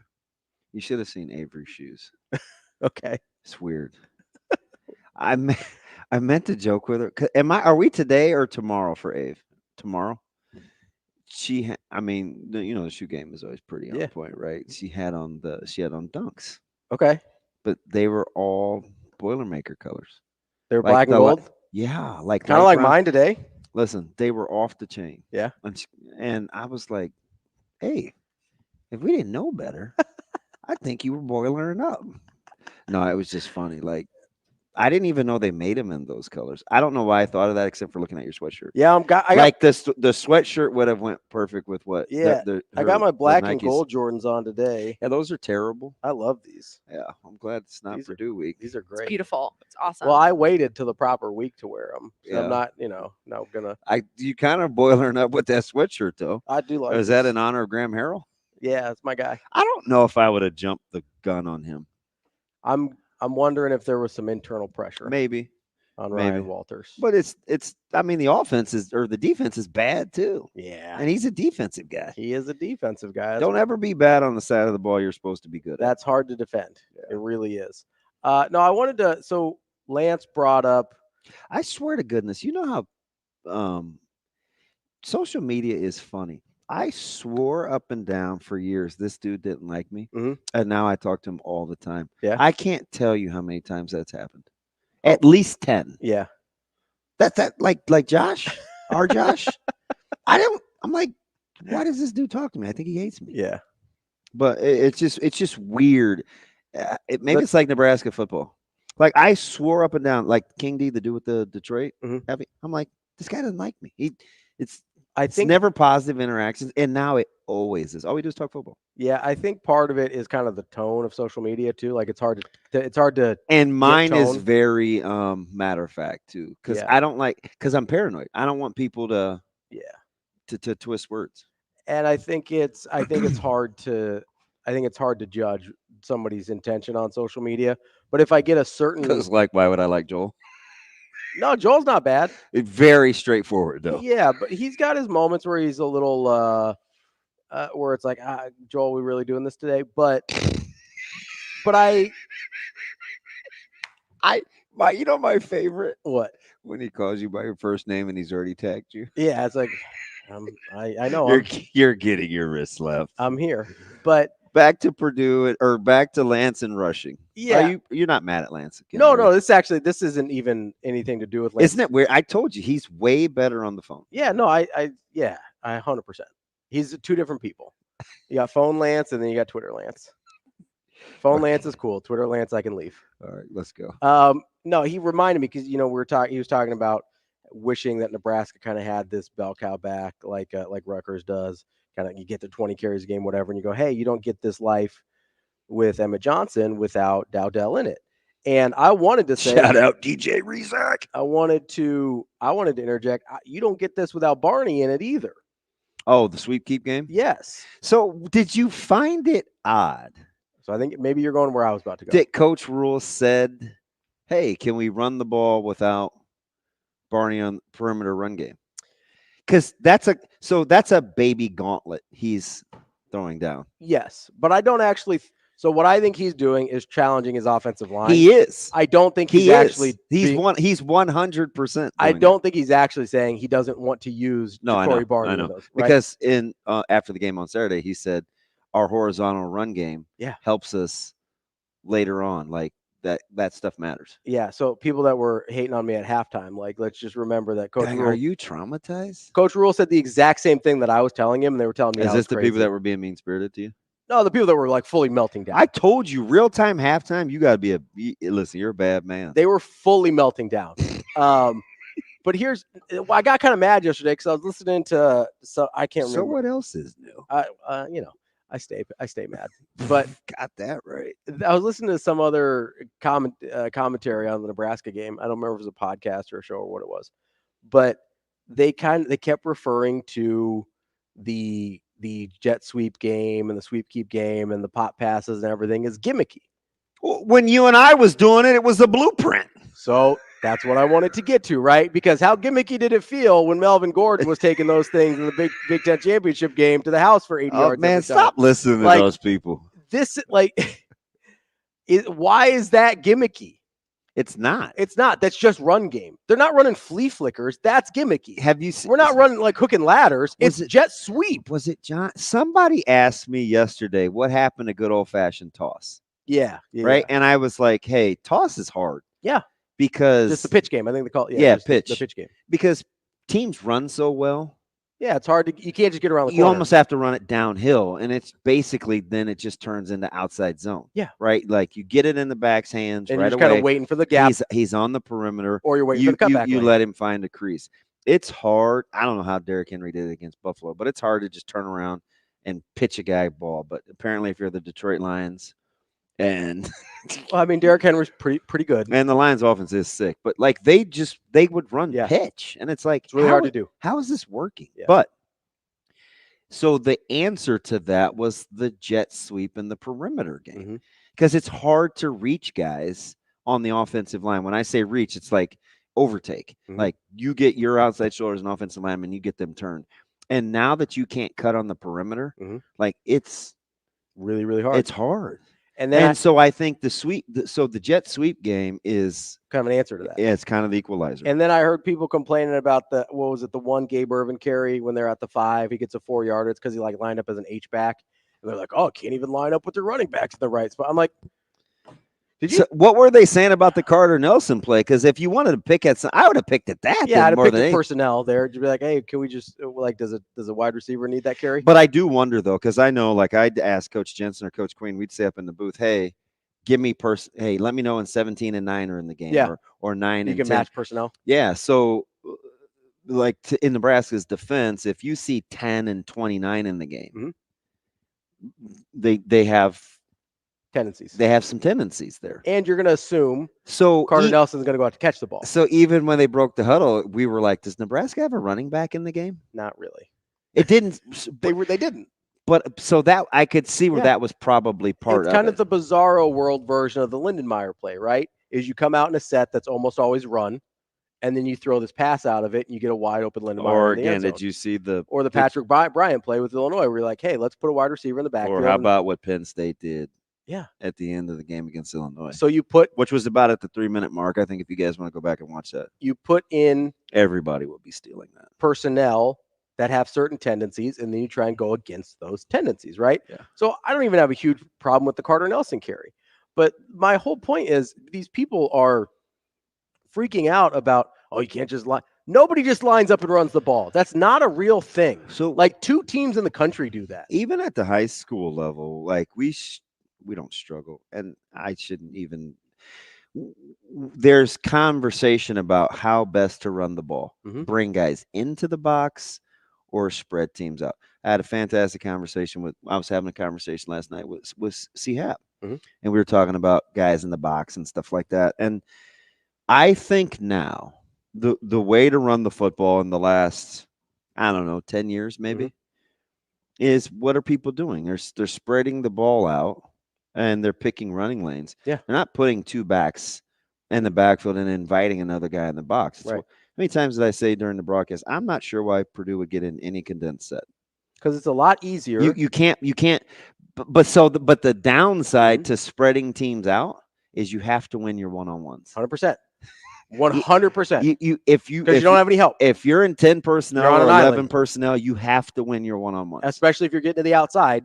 And if you can't win those, then people seen that's why Army does what they do. And right? we've seen this real time where Nebraska is complaining about perimeter blocking with their wide receivers. And by the way, that's kind of a fallacy. It's really only as I can see this, there's really only one player that's struggling in perimeter blocking. Yeah. So, but when that player loses their one-on-one, it's very obvious because it leads to a loss. Yeah. Right? It leads to either a negative play or a 0-yard gain or whatever, right? And so you're right. If you're going to do that, you have to win your one-on-ones, but it's easier to find running lanes when you're out in space. Maybe you have a couple guys that have to win one-on-ones. If I'm Maccabee, I'd have been like, why are we in trio bunch? Like, I don't like this. I don't want to do this. And you know what Nebraska started doing? So let's say Maccabee was to Card's left, because Purdue would not do front side handoffs, like just give him the ball on that side, which is, you saw Detroit do it last night. It is so sick. Yeah. Because it keeps you honest as an inside backer, but that's neither here nor there. So Nebraska, if Maccabee was on Card's left, they would assume inside zone back to the right. So Nebraska's D line would slant left. Yeah. There was no. You weren't going to win those matchups. You weren't.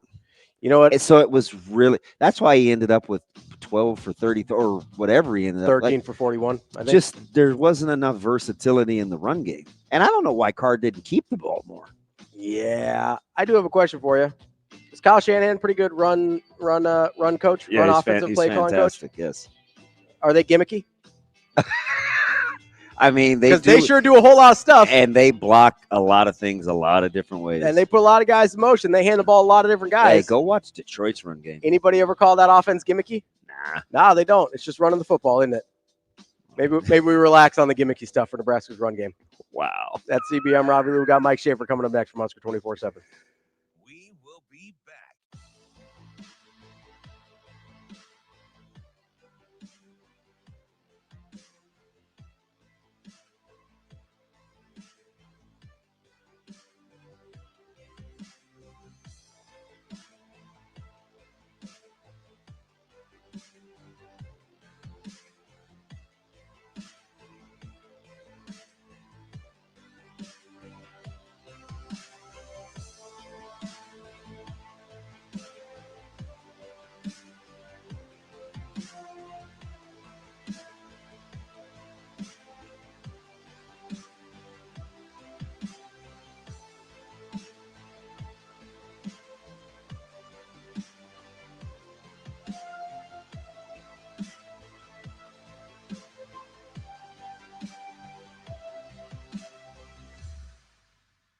We will be back.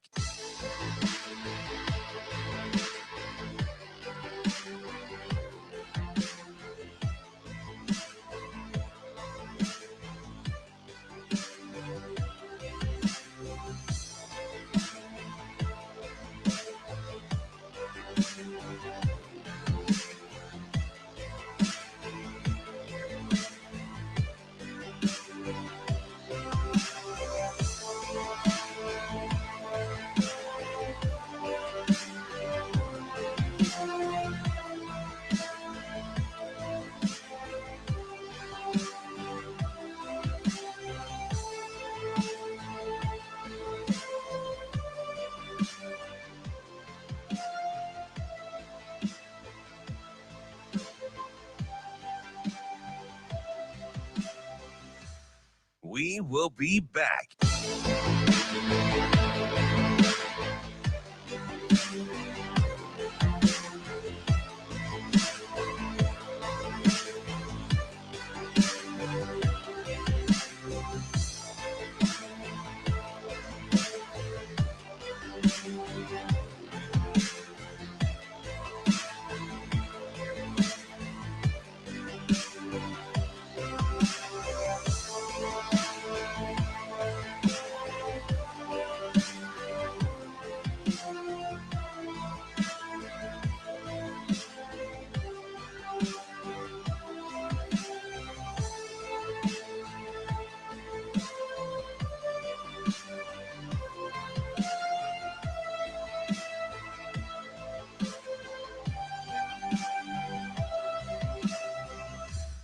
We will be back.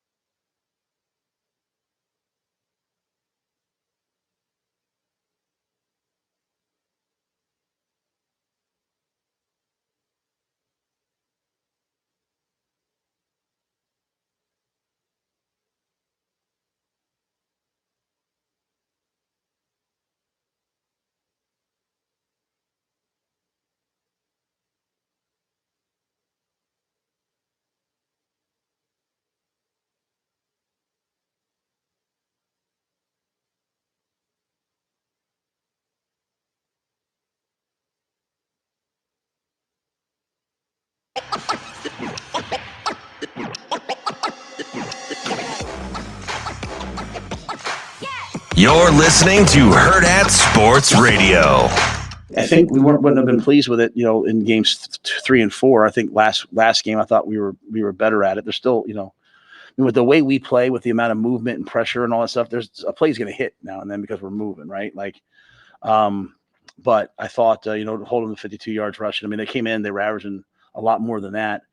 And, we prepared so much for the outside zones. We knocked the outside zones out pretty quickly. And then it kind of became, hey, some of the downhill stuff. I think it was that first drive of the third quarter. The guys in the headset were like, hey, they're going to the Illinois plan, and so our guys on defense understanding like Illinois hasn't shown this, but now they're going to do it against us. These guys haven't shown that. The Rutgers is a difficult run game for us because of the way they run the football. They run duo, they run it mid zone, they run the quarterback a great deal, and the quarterback might be coming out to throw RPOs, but he's an athletic player. We played against him in Minnesota. So it's a lot of really difficult challenges for us this week. And so it'll be quite a test for our defense. Kicking off hour number 3 here on Hurrdat Sports Radio, AM 590, ESPN Omaha, ESPN Tri-Cities, KFOR in Lincoln. That's DB. I'm Ravi Lulla here on the Pillar Exterior stage. We're joined now by our friend Mike Schaefer from Husker 24/7. What's up, Schaefer? Not a ton. How we doing on this delightful Tuesday morning? Mike Jade, I mean, life's got to be. Are you living a semi-term life? I mean, What, Like third eye blind over here? Do you know what to do with yourself? I mean, I am not doing crystal meth, as that song might imply. So, I mean, yeah, I didn't say that. We'll start there. I assume life is good, man. I'm checking out your social media. I know you're eating well. You got Huddy acclimated to baseball. Your Vikings are playing well. I think you believe in your Guardians. At least I hope you do. It's hashtag blessed, right, Schaefer? I mean, life has not been bad by any means. Things are good. Things are going well. They were going even better. Are you the waiting for the other shoe to drop guy or what? Not really. I mean, like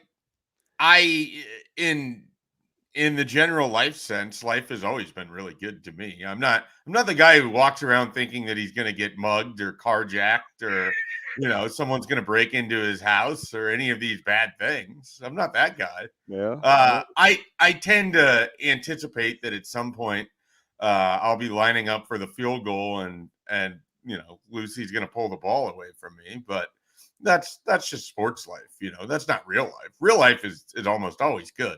Sports life just comes with a bunch of things that allow me to complain, and that's really what people like. They like complainers. I gotta ask the question though. I know Lucy pulls the ball away, but how was the snap? Oh wow, snap was good. Laces were out, so the hold was pretty good too.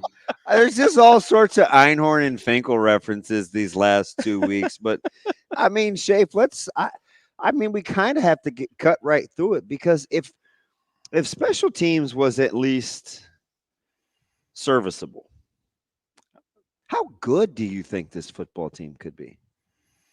I think that it opens up a different version of the football team. I mean, I don't know that you'll ever get Marcus Satterfield to say that he has to call plays a specific way because he doesn't know if they can get 3 points in areas of the field.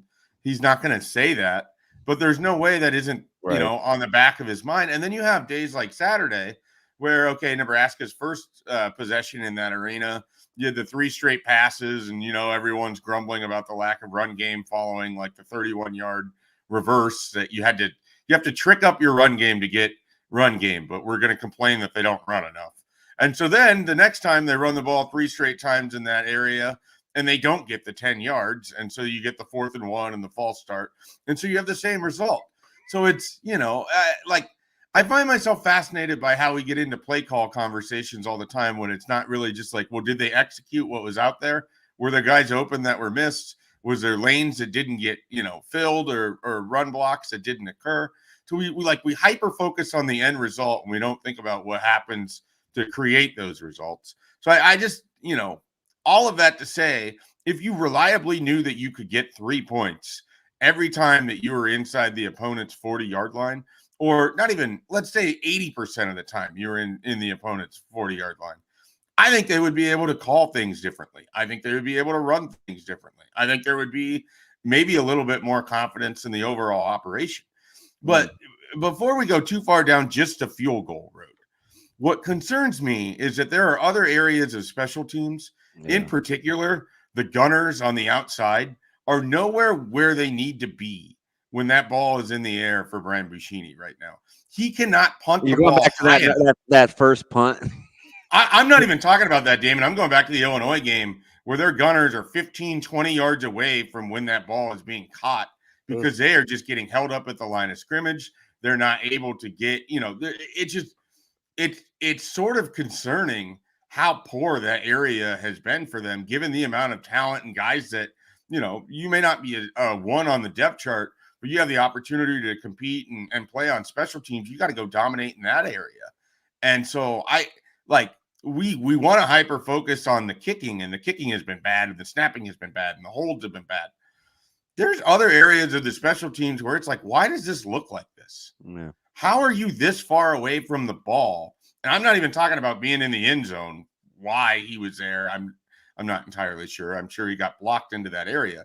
But I'm talking about like when teams are actually able to return the punt, Nebraska's gunners have to be a lot closer to the guy catching the football if you're going to take full advantage of what Brian Buschini can do for you. I mean, you he can't get enough hang time right now for how slow they're getting down the field. Your long snapper shouldn't be in this many tackles. He really should. Yeah, Shay, if I had to pick an area, it would definitely be coverage, but not just on the punt teams. I don't love kickoff is scary too. Either. Like every time it doesn't go into the end zone, I start having palpitations. Like I don't feel good about how that's going to go. Yeah, you're sucking the air through your teeth like, I don't know. Yeah, I mean that's one of the things that it's sort of shocking to me. Like, it's like thank God our kickers are fast. Yeah, I mean we can focus on the kicking, and the kicking has been bad, but it's other areas of special teams where there's no discernible explanation for why they're as bad at coverage at times as they are. And if you want to be aggressive with the pop-up kicks, then the kick needs to have a lot of air on it so you can get your guys down there, or your guys have to find other, like, I don't understand it. I really don't. Like that's one of those things where you gave up yards to Illinois that cost you in that game. Yeah, you missed kicks, but you gave up yards too. I mean, Purdue, it didn't hurt you near as bad, but guess what? It's the Big Ten. Everybody but you is good at this. Figure it out. Well, it kind of feels, I mean, to me, it feels like we're talking about some of the things that are a little bit more controllable, right? Like there's a certain point where a kicker just has to make kicks and there's not that much you can do about it. But hey, like, can we get the snap where it needs to be? Can we get the hold down where it needs to be? And then on punt and kick coverage, that feels, at least to me, like a more controllable outcome. I agree. Than a kicker just making kicks, right? I completely agree with that. I mean, that's why, the frustration should extend just beyond the inability to get 3 points when you're on that side of the field. It's the overall unit it seems like it's gone backwards from last year, and last year wasn't particularly great. So, I mean, when we talk about seeing the special teams get fixed, it's not just watching the ball go through the uprights. There's a bunch of guys that can take onus on them. What am I doing to help our special teams? Why aren't we better as a unit beyond just, our field goal kicker, that kind of thing. Shay, if you're watching, you were talking, excuse me, spit it out, DB. We were talking about run game earlier and how to arrive at it. And listen, I'm as big an Emmett Johnson fan as there is. But I do think there's something to the complementing of each other in terms of how they want to run the ball late. We could just safely say, hey, this has got to be by a committee thing, given kind of how this offense looks situationally and how they want to play the long game. Well, and I do think, just kind of piggybacking off of how you started this, I do think there's a complementary set of skills across those three guys. I mean, I think some of the stuff that Ramir can give you, you're not going to get from Dowdell. You're not going to get from Emmett. Some of the stuff Emmett's going to give you, we haven't seen from Dowdell. And sometimes the game flow is absolutely perfect for Dante Dowdell. So I think all three of those guys have to be utilized. The challenge is, figuring out when is the best time to deploy this version versus that version versus that version. And that gets into a really, difficult thing of can EJ Barthel continually pick the right guy or pick the hot hand, or does Marcus Satterfield's play calling line up with the guy that's on the field right now? When we go to committee, it's easy to say, okay, these guys all have different skills. Let's utilize them in that way. It's a lot harder to see what that looks like in game flow. Like, when is the right time for Dante Dowdell? When is the right time for Emmett Johnson? I thought Emmett Johnson was a big lift for Nebraska in the second half, and I think he has earned more opportunity, but I don't necessarily want that to mean Dante Dowdell goes on the shelf and he's not used anymore. I want them to figure out how they can work all three of these guys in where it feels seamless, but that's a lot more challenging to do than it is to say. So I think they can do it, Schaefer, as long as the guys can diversify a little bit of what they do. Because I don't think Nebraska's good enough yet up front to say, this guy's in the game. This is the tendency. Stop it. Right? So sometimes they may have to, I'm not going to say throw the ball to Dowdell, but let's say you may have to run a screen with him, or, put him in a 3-by or do something different. And then in the same, let Emmett Johnson run out of the eye or something like that, just because I think that would help both. I think that would help all the guys too. Yeah, I agree with all of that. And at the same time, they're going to have to continue to kind of dress up their running game. You're going to have to send guys in motion. You're going to have to fake opportunities to the Ja'Cory Barneys and the Jalen Lloyds and the Carter Nelsons and whomever is coming through on those motions. Like you're going to have to be creative because you're just not able.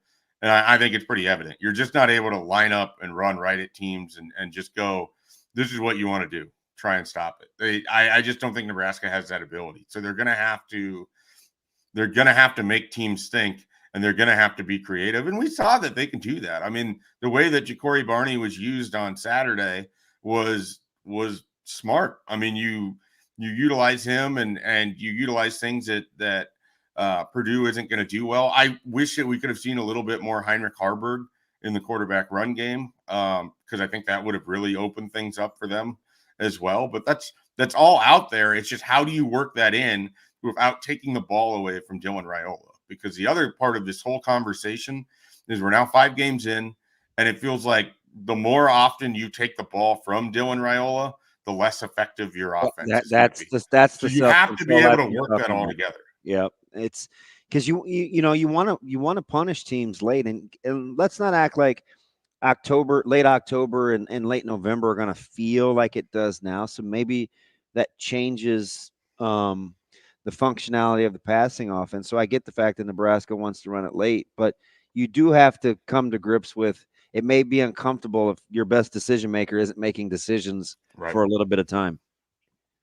Yeah, and how much can you allow that to, like, how many plays in a row can you go without Dylan Raiola being the okay, primary Dylan, make us a factor play. on your Yeah. and that's really hard, and it's unusual territory for all of us because it's unusual for Nebraska to not have the element of quarterback run game right now, and they don't really have that. I thought Dylan would be a little more comfortable with it than he is, but every time he looks like he's in a situation to run, he does not look comfortable at all. I've been a little surprised by that.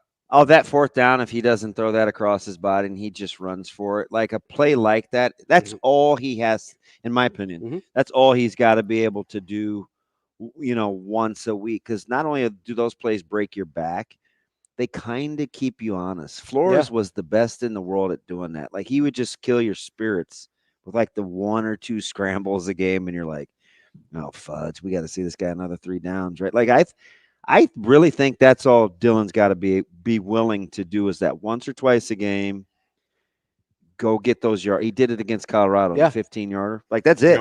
And it's like, okay, we're good. Let's go back to the goal. It holds people in place, right? It does. That way they can't go cheat on receivers trying to come back to the ball or anything like that. And I mean, and when they see like 2-man and stuff where it's hard to like pull up scrambling quarterbacks, like those break your back. But people like to play 2-man against Nebraska because Dylan's not going to run. He's not going to run it. But we've seen that with, I mean, I know we've heard enough of the Patrick Mahomes comparisons, but that's exactly what we're talking about, right? There's like twice a game Patrick Mahomes runs for 8 yards. He did it to the Chargers. He did it to scramble on 3rd and 6, and it's like, what was it? I think he's done it to the league at this point. Like, everybody's seen it up close and personal. I mean, when I think about the Super Bowl, I don't think about the passes that he made. I think about like 2 or 3 runs where it's like, oh my God, they had everything else right. Wow. Like that's that element where, maybe it's a freshman thing. Maybe it's they've told him, hey, under no circumstances take a hit like you did on that Colorado run. I would definitely keep that guy out of harm's way. Like, I think there may have been. I think when he I'm just saying. I think when he had that 15-yarder against Colorado, he took a little bit of a lick, and they were like, hey, don't do that anymore. But he is pretty tough though. Like, he's a big kid. Yeah. But anyway, sorry, Schaefer. We were just sorry. There wasn't a question anywhere in there, Schaefer. Do you care to comment? I think he is a big kid. I agree. He's a great big boy. Hey, Schaefer, I'm not going to ask you the defensive MVP, but John Bullock. Yeah. Who's the next best complementary piece to accentuate Bullock's level of play, in your opinion? Across the whole defense? Yeah. He's going to have to get a little help from his friends. Who would you prefer that be? Man, I mean, they all sort of work in tandem, so it's always hard to just separate somebody in the one D-line. guy. I mean, so if we're talking about when this defense is at its best and John Bullock is flying around and then he's also getting help from one other key cog, it's hard for me not to go with Jamari Butler, both in terms of like the emotional leadership that he provides, but also he tends to make some flash plays. I was going to throw a random one at you that I just don't know that I don't feel like people have talked about it a lot. Continue to be really excited about what we're seeing from MJ Sherman. Yeah. Continue to like it. I mean, I don't know that he's one of your 3 best defensive players, but find me a game where that guy hasn't made plays for you. You can't. I mean, he's able to get pressure. He's gotten home on some sacks. He's had some big tackles. I do have. I don't think Jamar. He's not healthy either. Like even after he'll make like a good flush play, he hobbles a little bit, like, which is sad. They need the bye week. This team needs to get through Rutgers to the bye. I think they're more banged up and leaking a little more oil than what's probably been let on. Hey, that's okay. I'm 100% with you, but why do you say that? Because I think you're spot on. I don't know, and some of this is just like it's really hard to marry what your eyes saw in a raucous environment of Colorado with what we've seen since. They don't feel as crisp and as fast sometimes to the point of attack on defense, and like getting GIF healthy. Some of this, they've been on the field quite a bit. I mean, they played a lot of football defensively because they haven't been able to get off the field on third down. They did a better job of that against Purdue. But that combo of Northern Iowa and Illinois, you really see where kind of time of possession and being on the field and having these long sustaining drives, not having guys like Riley Van Poppel as much to be able to lean on because you're trying to redshirt them. Like, I just think that defensive line, like they're playing well. I think they could use a week off to kind of rest the body a little bit. They in particular stand out to me in that regard. Yeah, Judy played. I mean, yeah, they're trying to go there. Judy played. Wallen played. Schaefer, I was gonna bring Vincent up Carroll has played, or Vincent Jackson. I think Vincent Jackson. Yeah. For whatever the reason, I see that dude more than anybody on the elevator. I don't know if it's we like roomed by each. I see him almost every trip. They just want to give you the biggest guy and stick him in the elevator. And have you look at him. It's like, where are you going? I think DB needs a bodyguard, I think, is the issue. So, full disclosure, I never know where I'm going in the hotel. That's part of the problem. You don't usually know where you're going when you leave the hotel either. Yeah, whatever. You need a hotel guy? You gotta have that guy who's just at the hotel that can inform you of what direction Also, you need to go. I'm going to say this, and I'm going to leave this right here and move on. At one point, I had to come out. I walked through the lobby because we got this email about staying in one part of the hotel. Oh gosh. So, Schaefer, I took the stairs because it's only 3 floors. Sure. And I practiced finding the main lobby without getting on an elevator and being wrong. Practice makes perfect. Look, Friday's a walkthrough day. You gotta practice. I did a demo of walking around the hotel. I was like, oh boy, if I'm wrong, at least I got the stairs. Did you do a demo on like which stadium to get to? All right, we're moving on. All right, I'm just making sure. Hey, so Mike J, let me ask you something about is Nebraska going to have a good problem or a problem when it comes back to getting the secondary back all the way healthy? I think they're going to have a good problem. I think they have a lot of depth. I think they have some pieces you can mix and match.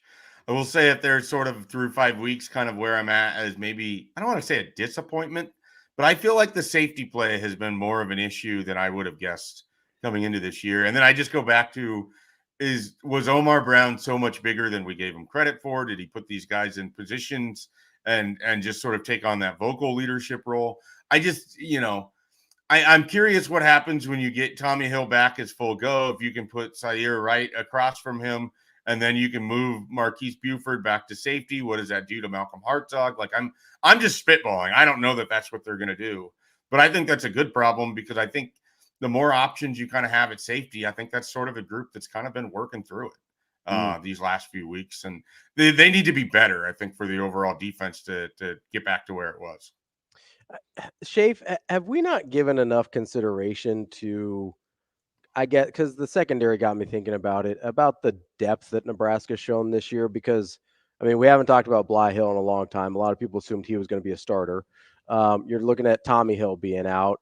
They're buying time with Mario. They've moved Marquise. And so you've got that in the secondary. In At the linebackers, obviously, you're missing Javen Wright for a good chunk of the year until last week, and he's obviously not 100% healthy yet. Coach Rule although Pro Football Focus seemed to think he played pretty well. Coach Rule that's encouraging. Coach Rule brought up the third string left tackle. We're on our second guard at whether he's the backup or the starter. We don't really know. But yeah, what did you make of that, Schaefer? Like, did you kind of went out of his way to call Mazuka a backup? Rule? Yeah. I mean, I think everything with Micah Mazuka right now is just sort of like it feels like a TV he gave show. me the impression he's over it, but he's it's why wouldn't he be over it? The guy hasn't played in the last 3 games. Now you're answering questions about him getting on a plane going somewhere when he's not on your travel roster. At some point he's either going to help you or you're just going to keep talking about someone who's not on the field. And so I think Matt Rule would rather talk about Micah Mazuka when he gives him a reason to talk about Micah Mazuka. Yeah, I kind of just wonder if we haven't necessarily talked about how it's kind of been impressive that Nebraska has been able to show this much. Well, we went all off season without really bringing up his name, and then I would say, "Gosh, can you realize they must have some depth? We haven't even talked about Mazuka." Yeah, and then we're like, "Oh, where's Mazuka now that he's gone?" And it's a little strange. And apparently, Coach Rule thinks it is. Well, and it goes back to what they hope to do in that first game. They want to be able to flood the bench. They want to build the roster so that you're got a really deep middle. So if a guy's out, you can call on the next guy, and you don't have a drop off and play. I mean, they want to be a deep team. They want to build depth throughout. They want to get guys into games when it makes sense. And Jeremiah Charles, I think, is a great example. You got playing time on Saturday. He's a guy that now you can feel more comfortable going to if you need him. I find these things good. I find their ability to build depth good. You don't have to rely on the same people, and then we don't have to have the, oh no, so-and-so's out for the next 2 weeks. What is Nebraska going to do? Well, when we talk about next man up, this is always what you want to get to. So it feels like they're inching closer and closer to everybody's dream with that. That's Mike Schaefer, Husker 24/7. Schaefer, we appreciate the time as always. We'll talk to you again soon. All right, guys. Have a good week. Thanks for having me on. We'll be back. More Hurrdat Sports Radio coming up next.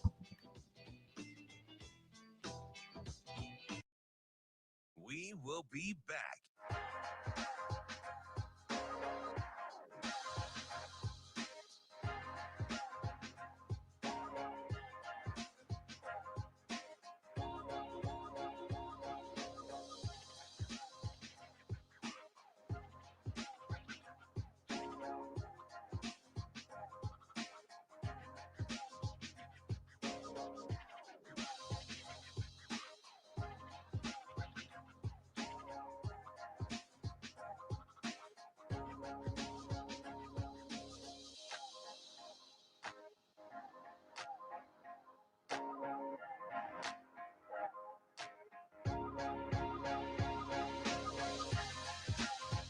We will be back.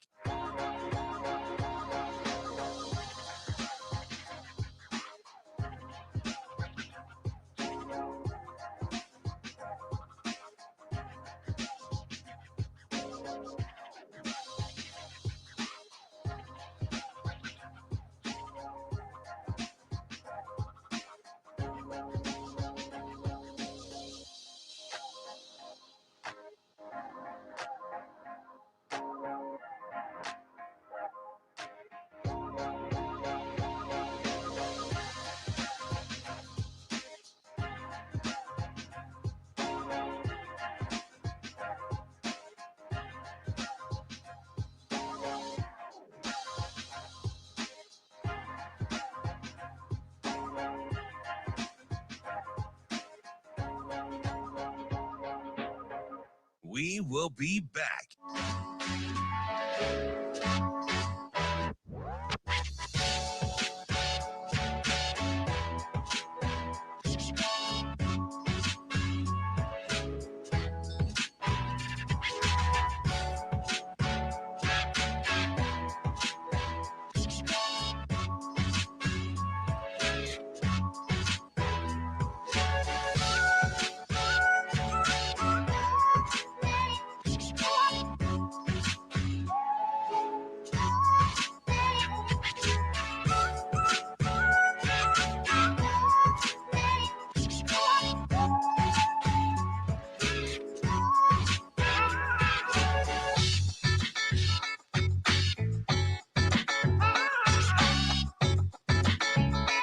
We will be back.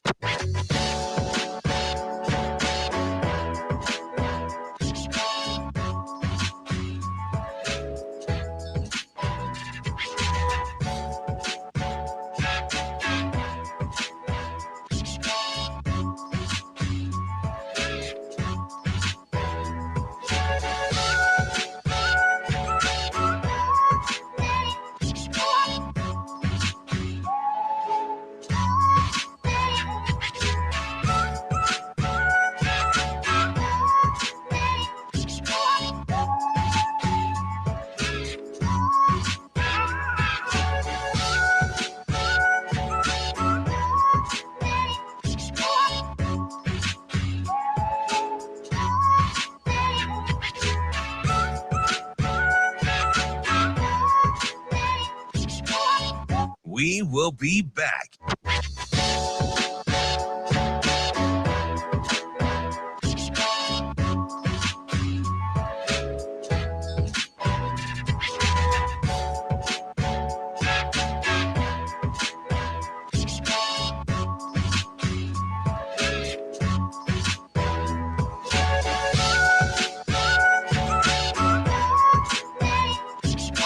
We will be back.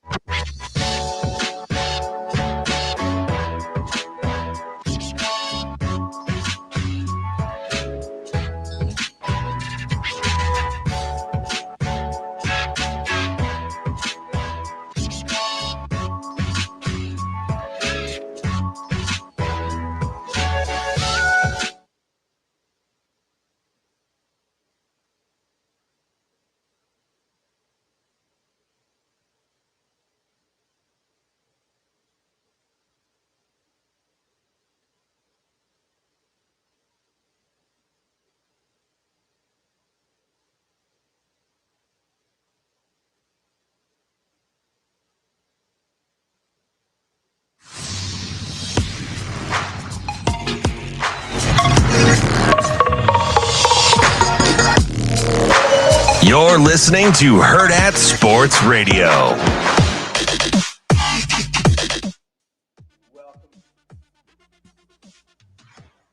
Welcome back to Hurrdat Sports Radio, AM 590, ESPN Omaha, ESPN Tri-Cities, KFOR in Lincoln. That's DB. I'm Ravi Lulla here on the Pillar Exterior stage, and it's time for Bet On It, brought to you by Warhorse Sportsbook. Warhorse, the best place in Nebraska to place your sports bets. Hopefully you got out to the Lincoln Sportsbook last night to get entered in for that drawing to a little trip to Vegas, maybe see a Chiefs game, maybe a little Chiefs, baby, Chiefs. Hopefully you were able to get out there, and I would love it if one of our listeners was the winner. That would make me feel So you could live vicariously through no, it would just warm my heart that we sent them the right direction and that we were a couple of Travises. We got Steven, Josh. There's some people I would like more to TK. win than others, but that's okay. My man, 515 days. If you want to catch all the promotions and events they've got going on, make sure you get to warhorsecasino.com to check that all out. We'll keep you posted. They got some cool stuff coming up here in October as well. But as always, you can just go and place your sports bets too. Props, parlays, in-game. I'm not giving you any props. I'm more of an in-game guy anyway. You know this about me. Kind of weird. That's what you've got to offer. That's what Warhorse has to offer you. Make sure you go to warhorsecasino.com. All right, DB. What are we betting on today? I don't know. I'm going to bet on the fact that excuse me, that Major League Baseball will not go the way that you want it to because your team is not in the playoffs. Well, it can't go the way I want it to. Well, you like winners, don't you? That's impossible. Yeah. Because I would have liked a certain team from the Northeast to make it. They certainly did not.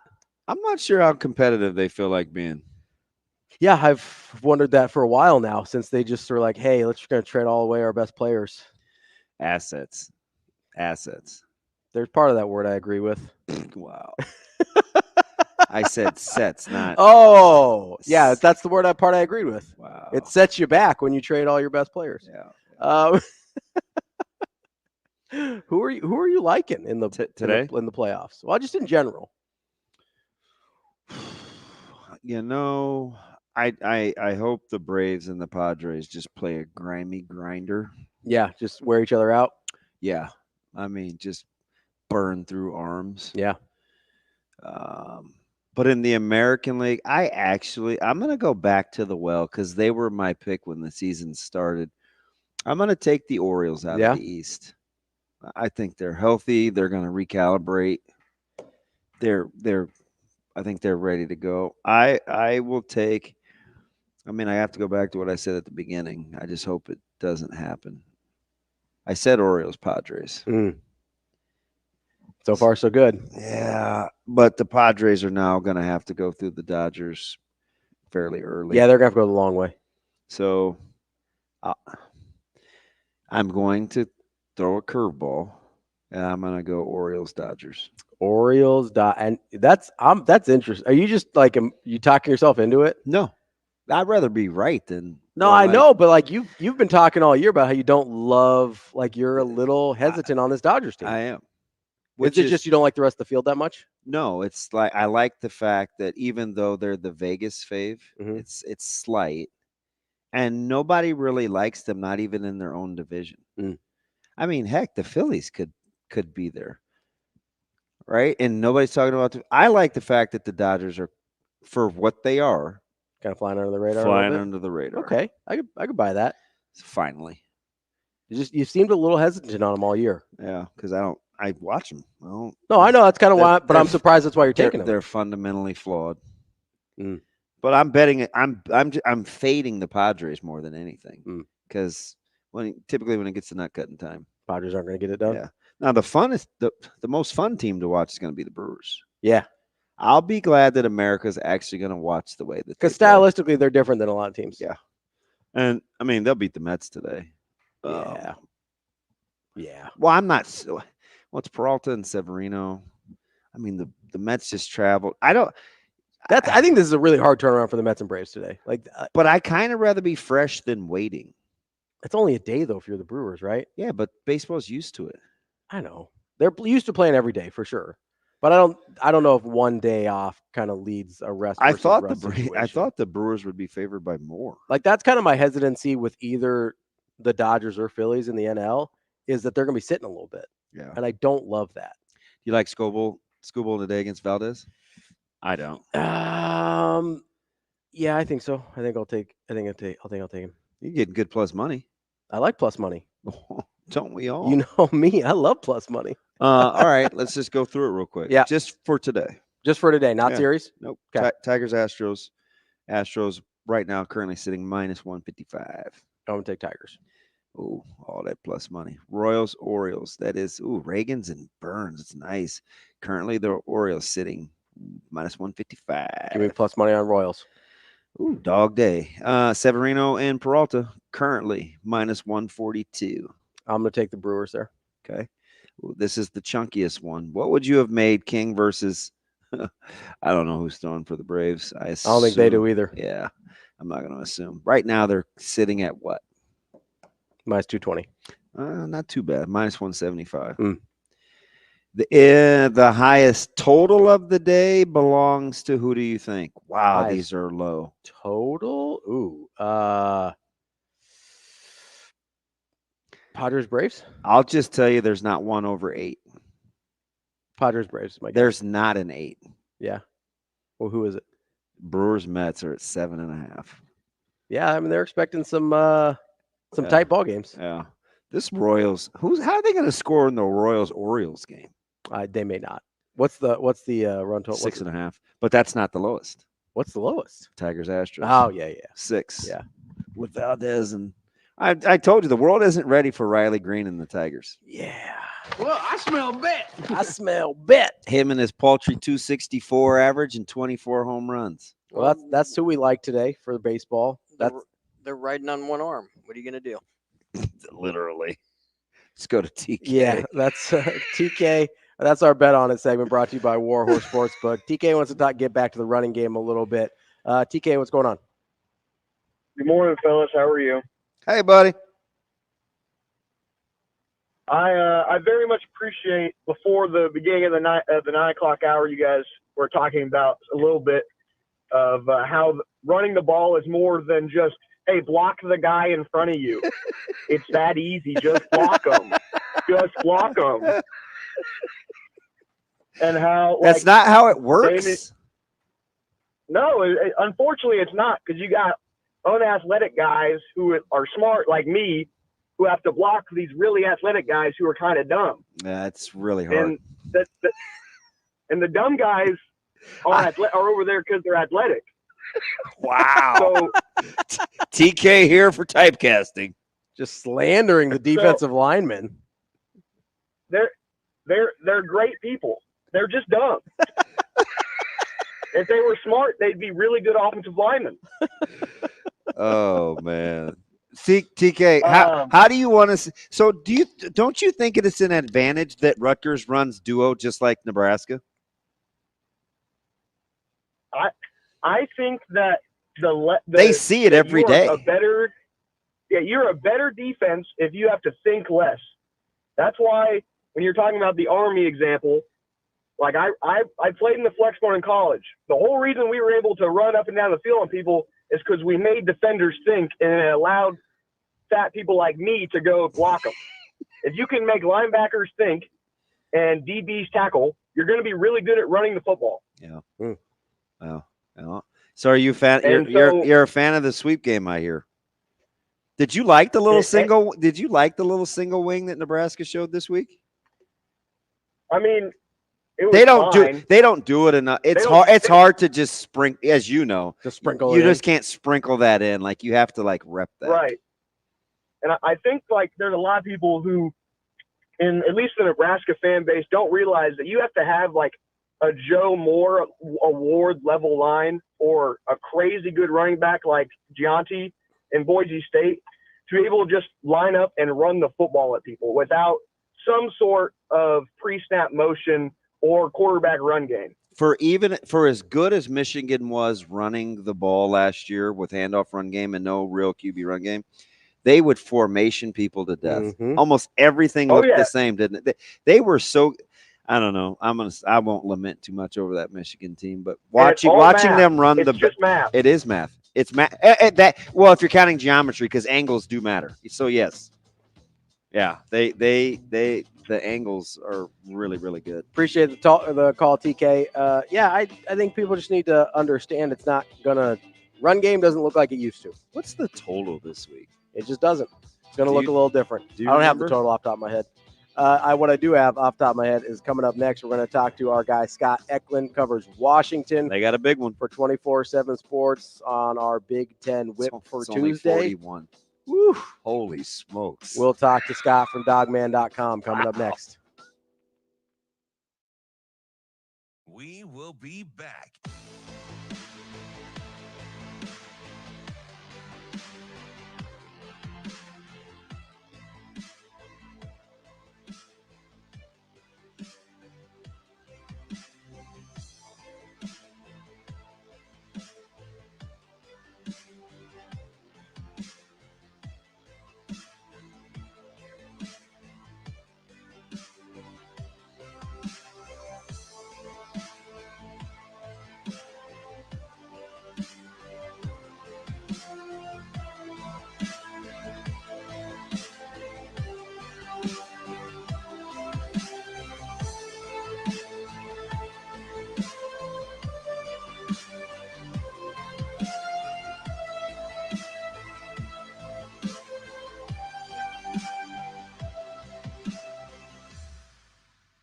We will be back.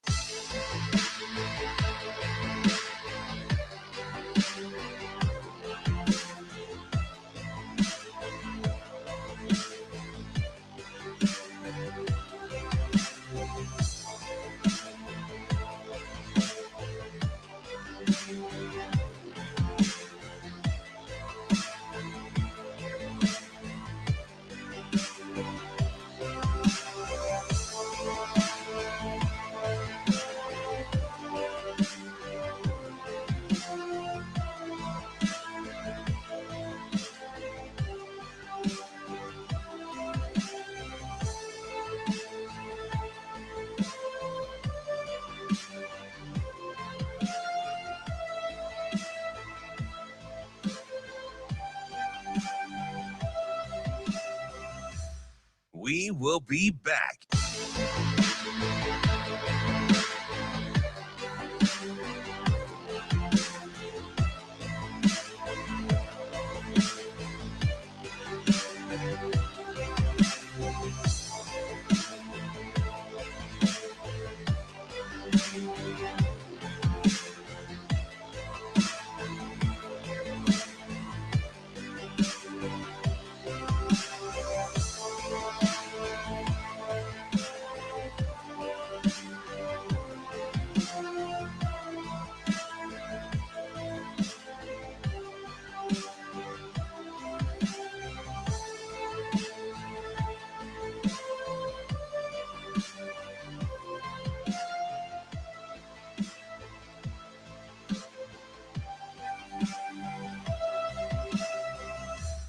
We will be back.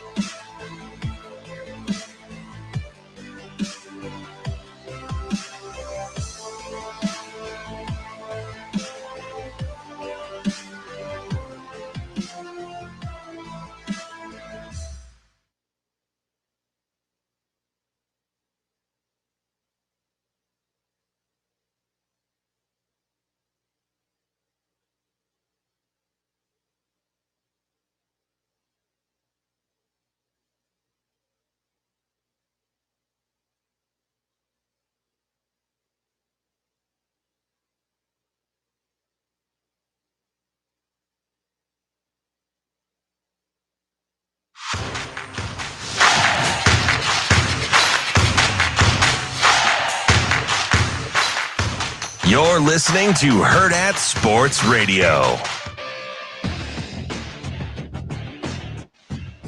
Wrapping up the show here on Hurrdat Sports Radio, AM 590, ESPN Omaha, ESPN Tri-Cities, KFOR in Lincoln. That's DB. I'm Ravi Lulla here at Hurrdat Sports Bar and Grill as we effort Scott Eklund from dogman.com to talk about Washington.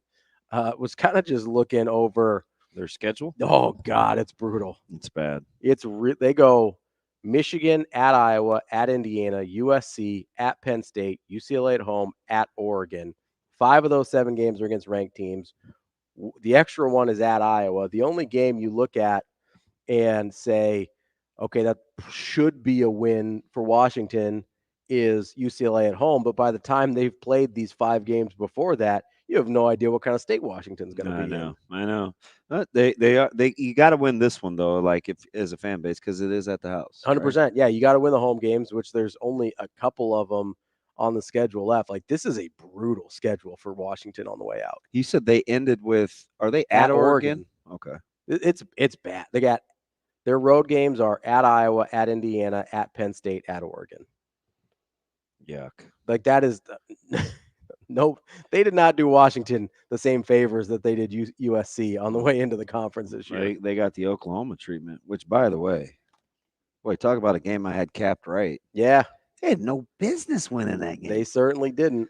That's why, I mean, sports are funny. Oh, it sounds like we may got Scott. Auburn's a little funny too, so, Continuing to give the ball to the other team. Yeah, no love lost for Hugh Freeze here. We get him, Shane? We got him. We got Scott Eklund. He is covering Washington for dogman.com. Scott, how are you this morning?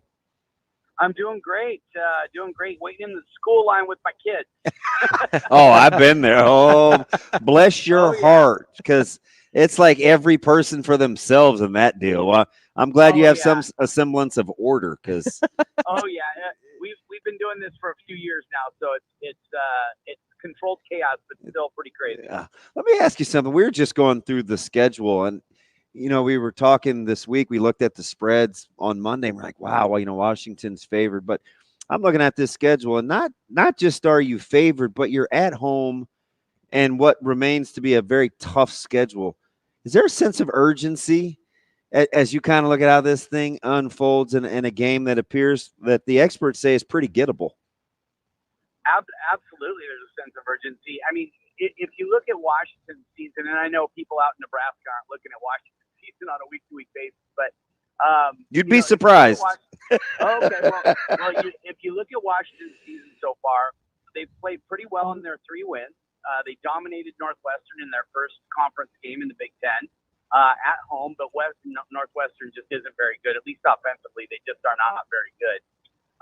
But their 2 losses, they lose to Washington State in the Apple Cup on a neutral site, which was basically a home game for Washington, even though it was at a neutral site. It was a Seahawks Stadium. And they have a chance to win that game despite 16 penalties for 160 yards. They still came down to the last play of the game to win that game, and they didn't make the play, so they lose that game. Then against Rutgers on Friday night, a very winnable game. They missed 3 field goals. They lose by 3. They have a blocked field goal right before halftime that should have sent them in at the very worst down 7-3. But instead, on the next play, because there's a guy runs on the field to celebrate when the play's still going on, they get another play and they throw a touchdown. So that gives them 7 points. I mean, Washington should realistically be 5-0. And not to mention the 2 turnover on downs.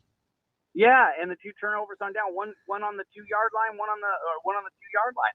So you think about what Washington's season could look like right now. You could be talking about game day here at the University of Washington instead of, we don't even know, we don't even know what this is going to look like for the Huskies. So what I do know is that Michigan comes in with a good running game, one of the best running games in the country, with Khalil Hastings and Donovan Edwards. And Donovan Edwards killed Washington in the championship game last year.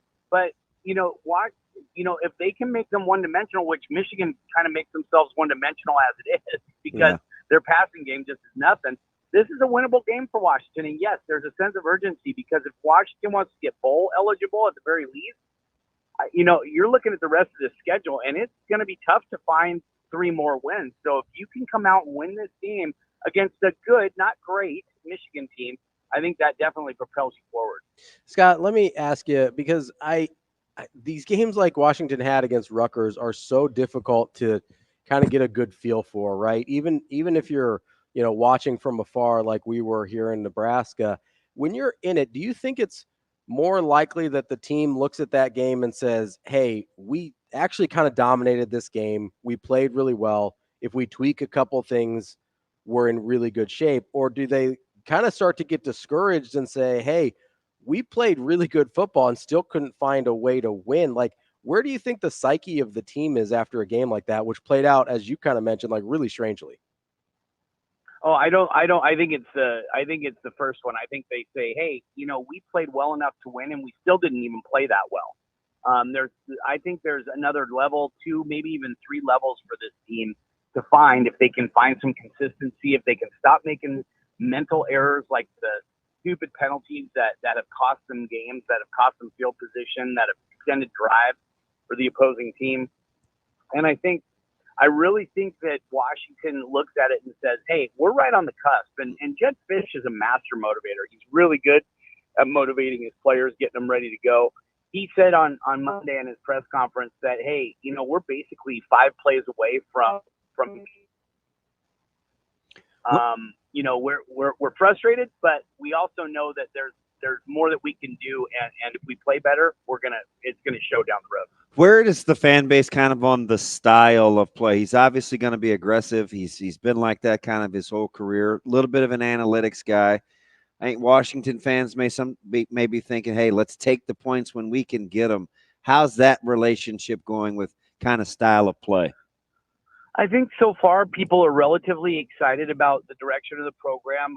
He had to build a team. They had to bring in 50 new guys on the roster after the championship run and the defection of Kalen DeBoer and his staff. A lot of the players left in I almost said free agency in the portal. Same thing. And also to the NFL draft. So there was a lot of rebuilding that he had to do. This is a new offense for Will Rogers, the quarterback. He's never played in a pro style offense. It was always the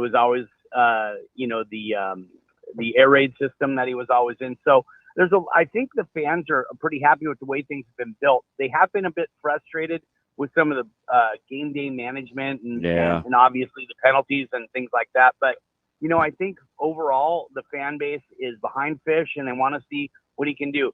Give it till December, where they're sitting in December. If they're sitting at home or if they're getting ready for a bowl game, that's when I think we'll kind of know where the fans are sitting with Jedd Fisch and his short tenure thus far. We're talking with Scott Eklund of Dogman.com covering Washington.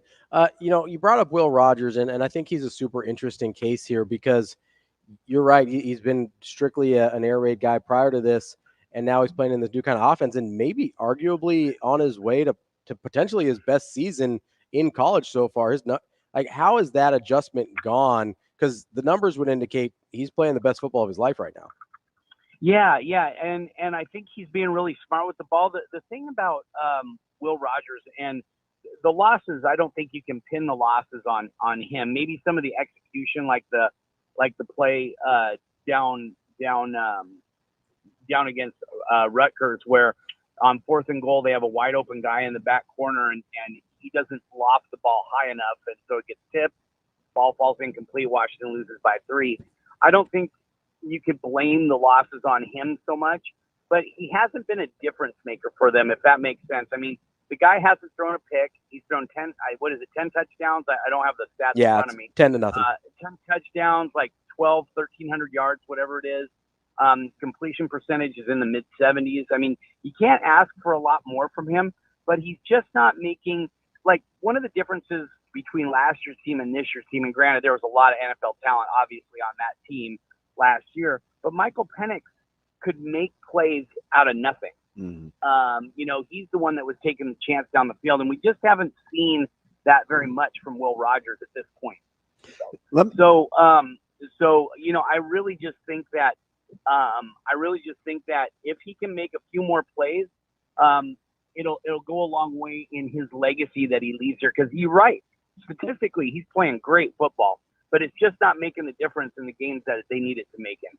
So is that going to have to be in partnership with guys like Denzel Boston, who's coming off one of his better games? And I mean, he's pretty legit. Oh, absolutely is. And the scary thing is, you're seeing this guy erupt now. Imagine that he was 5th on the depth chart last year.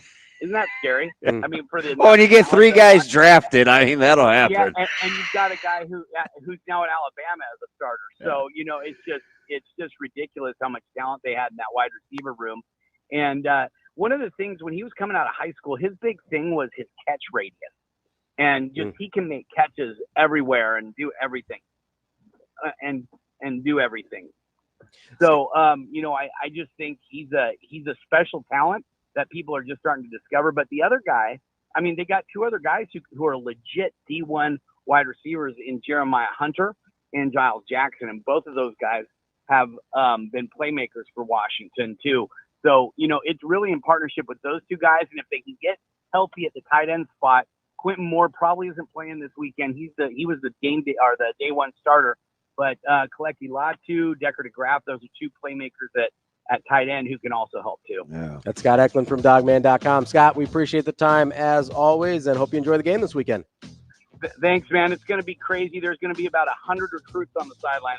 Holy smokes! So it's going to be nuts. There you go. Appreciate your time. Thanks, buddy. Yeah, you guys have a good one. That's Scott Eklund from Dogman.com. That line stinks to high heavens. No. Stinky line. You're gonna. I don't know what it means. Run, don't walk. I don't know what it means yet, but it is stinky. Yeah. That's DB. I'm Ravi Lulla. We'll be back tomorrow with more Hurrdat Sports Radio, AM 590, ESPN Omaha, ESPN Tri-Cities, Camp OR, and Lincoln.